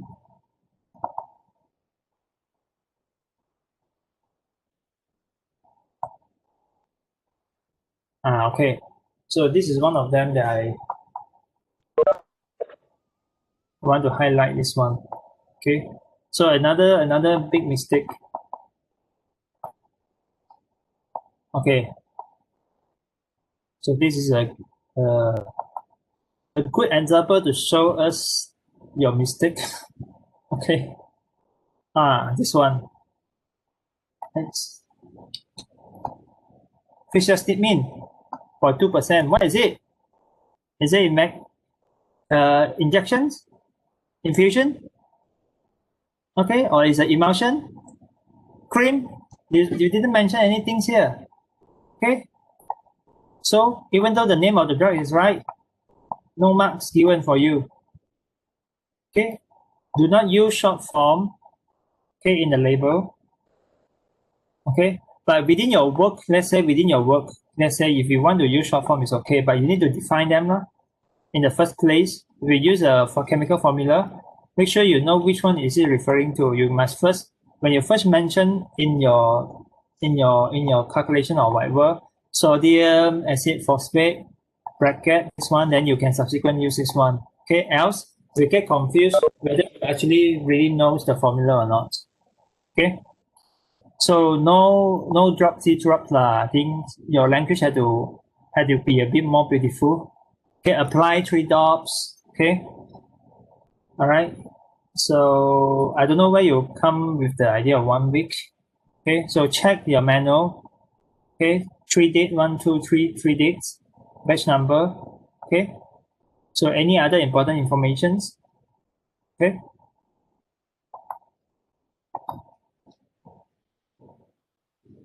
See another example here. This one is even worse. Okay, yeah, I know we are replacing with Arikayce oil, but we're not going to call it Arikayce oil injections. Okay, we're still using. Okay, we just concerned about your safety. That's why we switched that into Arikayce oil for during your actual preparations. Okay, so but anyway, we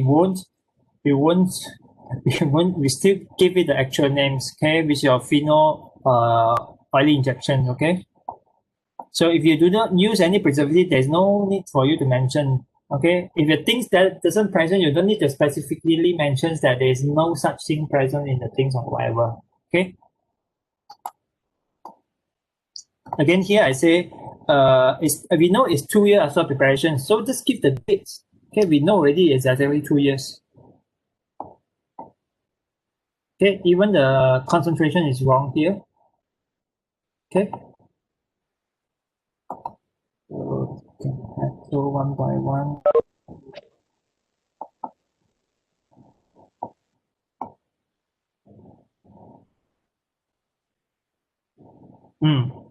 Okay. So this is another one that I want to tell you guys about your mistake. As I said just now, when you give meal, right? We give meal, but you didn't mention the concentrations. Okay, this is not concentration. This is just the concentrations of this thing inside. But again, you say it's volume per volume. Okay, when you say it's volume, then what is the amount given? Okay, so you have to mention it properly. So if it's a solid, I will suggest you to put in gram, except for your preservative. Okay, your preservative you can present in the meal, but you have to mention that your stock is how many. So you can just put 15 mil, or whatever, and then bracket the percentage. Okay, weight per volume, how many? Okay.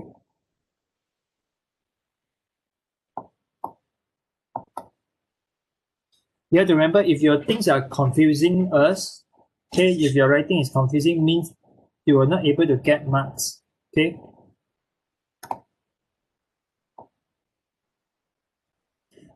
This is a dangerous one.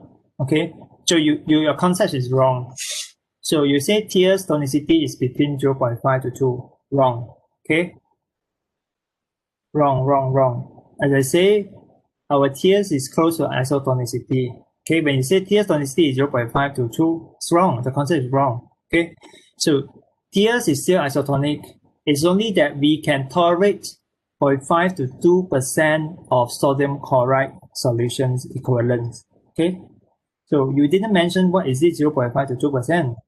Okay, so this sentence is basically is wrong. Okay, so when you try to explain things, you have to explain it clearly. So you don't expect that we know that 0.52% must refer to sodium chloride. How do we know? Can we also refer that to your sodium phosphate? You didn't mention here. Okay, even though your concept might be right, because your writing is not telling us a right story, then I cannot give you marks. Okay, so the eye drop is isotonic is also wrong. Okay, so when it's acceptable, not necessarily is isotonic. Okay, so you have to really make sure that your calculations showing that it is isotonic. So as long as it is not equal to 0.9% sodium chloride equivalent, the whatever formulations or solution is not isotonic. Okay.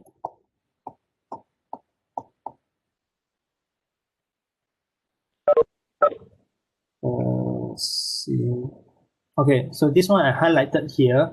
So all ingredients are mixed homogeneously in a beaker. So again, it's kind of dangerous here, because you have to remember that beaker is not used to do a final top up. Okay, your final volume, let's say here, okay, you're using 50 ml, let's say. So your final volume is 50 ml. When you write the step here, you say 2 grams of this is weight, 50 ml is weight, then you're dissolving 2 grams into 50 ml. Okay, essentially it's wrong, because if you added things into 50 ml, so it will then more than 50 ml. Okay, so you must use part of the water for injection to dissolve the 2 grams, and then top up to 50 ml in a graduated measure. Okay, so for example, by measuring cylinder, you shouldn't ever use a beaker to do a final top up, because if I read the step here, you say all ingredients are mixed homogeneously in a beaker, then the solutions are filtered. So my instinct coming into my mind is that you mix everything in beaker, then you filter. Okay, you don't even check whether the final volume is 50 ml or not. Okay, so this is dangerous part. So you cannot simplify always. Okay, when you can simplify, but it still carry the meanings. If the meaning is lost, meanings that you have to remember, if you have the same procedure, you ask another person to read whether they can reproduce the same things or not. So your directions must be clear. Okay. So and this one, you see, you have a mix already. You say, yeah, I know the intention. You say inject timely intravenously over 3 minutes. After 5 minutes, inject with sodium thiosulfate. But here you are preparing sodium nitrate. Okay, so just put them accordingly into which one.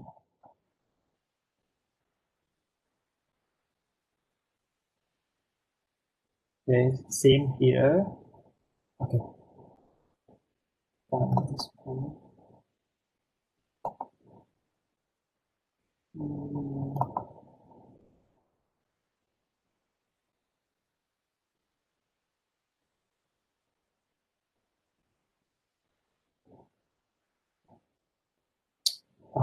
have problem loading files. Okay, that's good.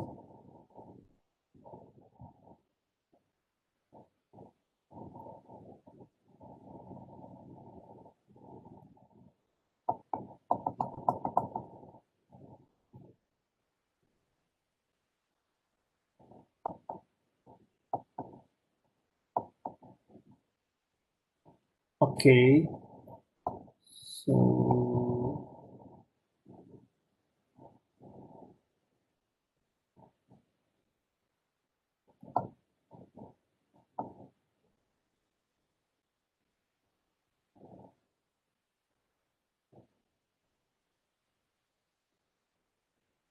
okay, so I think the labeling I won't go through again, but some of the things you mentioned here, you say ice can tolerate 0.5 to 2% certificate equivalent solution. I think it's fine. But then you say Dave, for this preparation is isotonic with tears, okay? But then you say whatever you calculated is 0.96. Again, I say if it's not close to 0.9, we won't call that solution the isotonic. Okay, you can always say that it is not isotonic, but it is tolerable by the eye, or it can be acceptable by the eyes, because the eye can tolerate the 0.5 to 2% of sodium chloride equivalence. Okay, so you have to be very careful when you use the word isotonic here. Okay, don't use the isotonic for everything. I think I want to pick this one.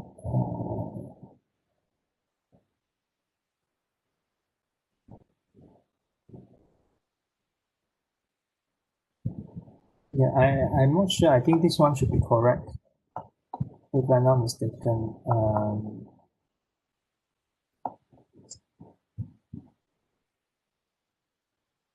Okay, just go quickly back to the calculations again.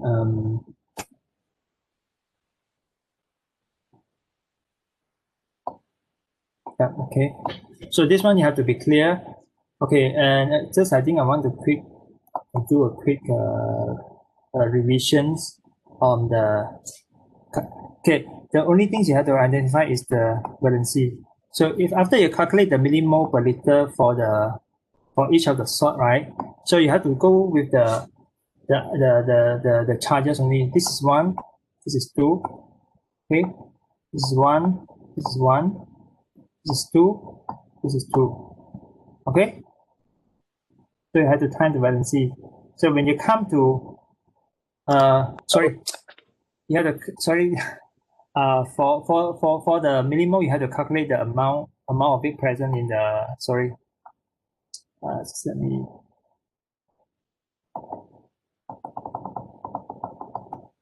oops.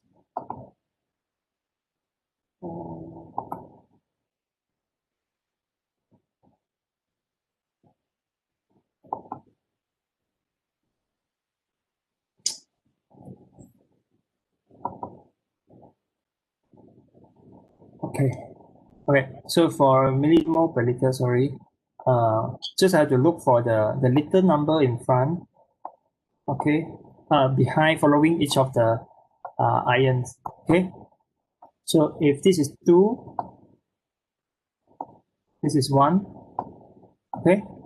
So whatever you calculated here, so should times the number here, okay. So this is 1, this is 1, this is 1, this is 1, okay. But when you come to milli equivalence, then you have to consider the charges, okay.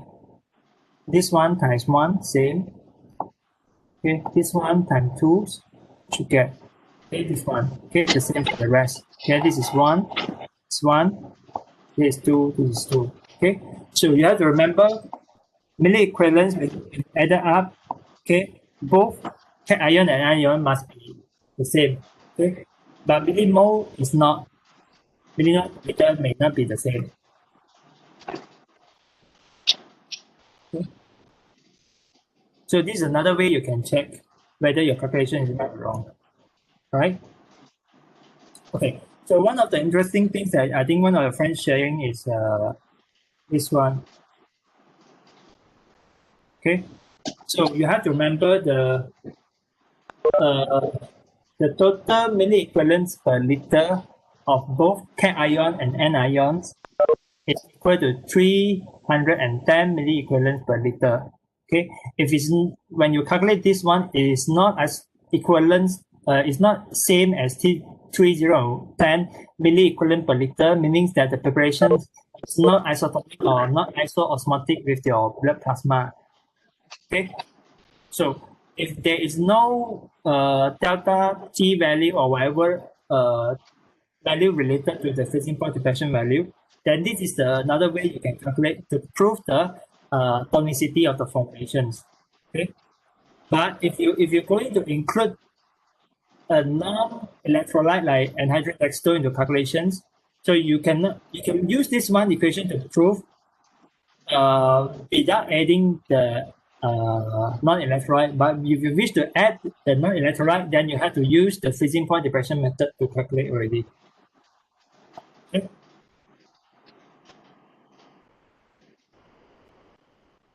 Okay, so again, 2 years, as I say, 2 years, right?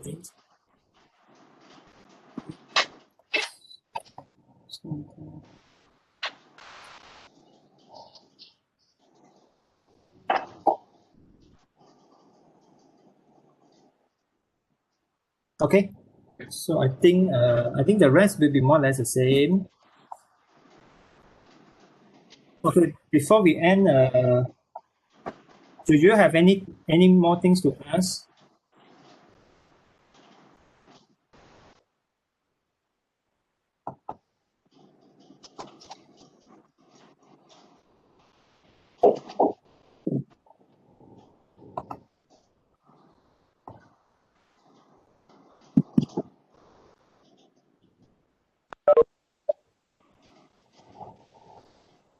Hello. If you want to ask any questions, I think you better ask now. Doctor. Yes. If the PPC didn't mention which preservative we should use, then how to choose the preservative? Okay, so then it depends on the type of. So let's say let's say for injections you're going to use the preservative. I think chlorocresol is one of them, which is quite compatible most of the time. But there's still some incompatibility of chlorocresol that you can check from your notes or from BBC.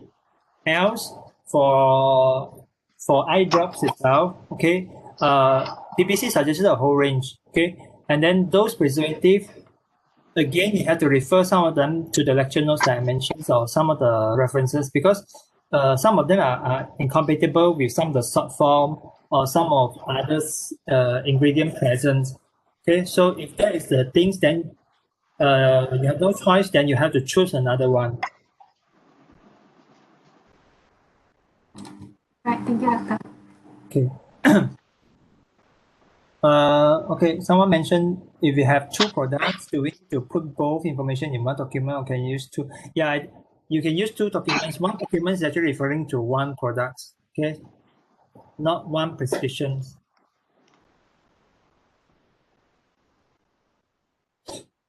Okay, I think if you have any things to clarify, I think you better clarify now, because I worry there will be a lot of confusion later on when you come to your actual practicals. So just a pre information about your possible extemporaneous exercises that will be conducted online. Okay, what will happen? So I'm thinking you guys I'm giving you probably 1 hour, okay, to finish up the report. So the report is actually filling up your documents, okay, but I want you to do a handwritten document.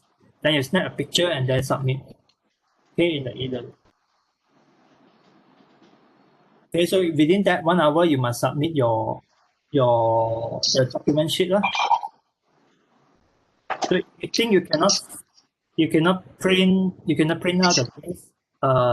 Yeah, you may consider to write on, but make sure you have all the information, because the marks will be allocated to accordingly to the documents. So it's better if you can, you prepare 2 copies of it, since we're going to have 2 exercises.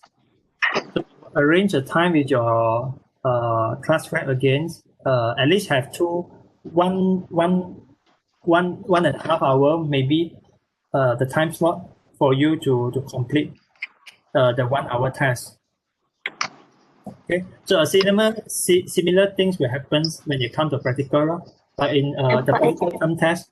But the practical term test will be more on like answering a question instead of filling up the documents.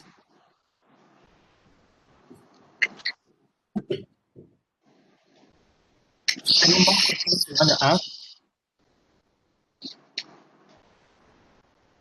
Okay. So if not, then I will end the class. So if yeah. I have a question. For if the prescription mention magnesium sulfate, MgSO4, so we will use MgSO4 dehydrate for every situation. Yes. You can refer to the list of the infusion salts. Okay, I provided you in the panel. Yeah, I provide you a list of the infusion salt. So that is the list that is of the salt that you can find. Okay, so if you refer to the appendix 1, okay, so there are only a few salt that is available in the hydrate form. Okay, so but whenever they have the hydrate, you must follow the hydrate because that is the most stable form of that particular salt. So you won't find any magnesium chloride anhydrous. You may have, but it's not typically available.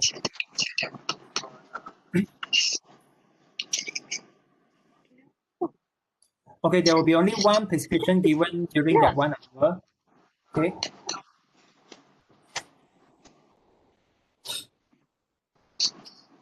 So any more question? I think if you want, I think one more question if you want.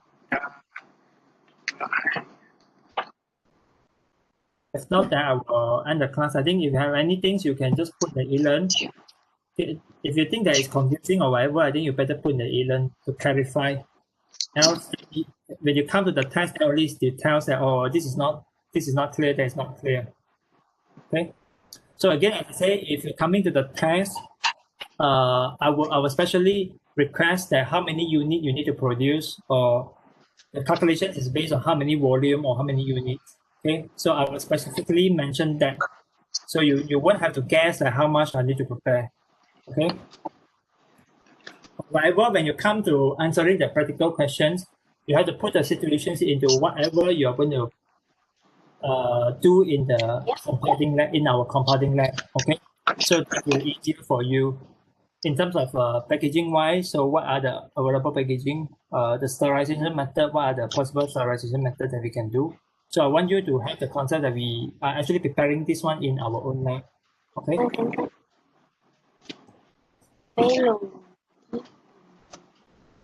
Any more questions? Okay. So I think I'll be that long enough. So I think I will stop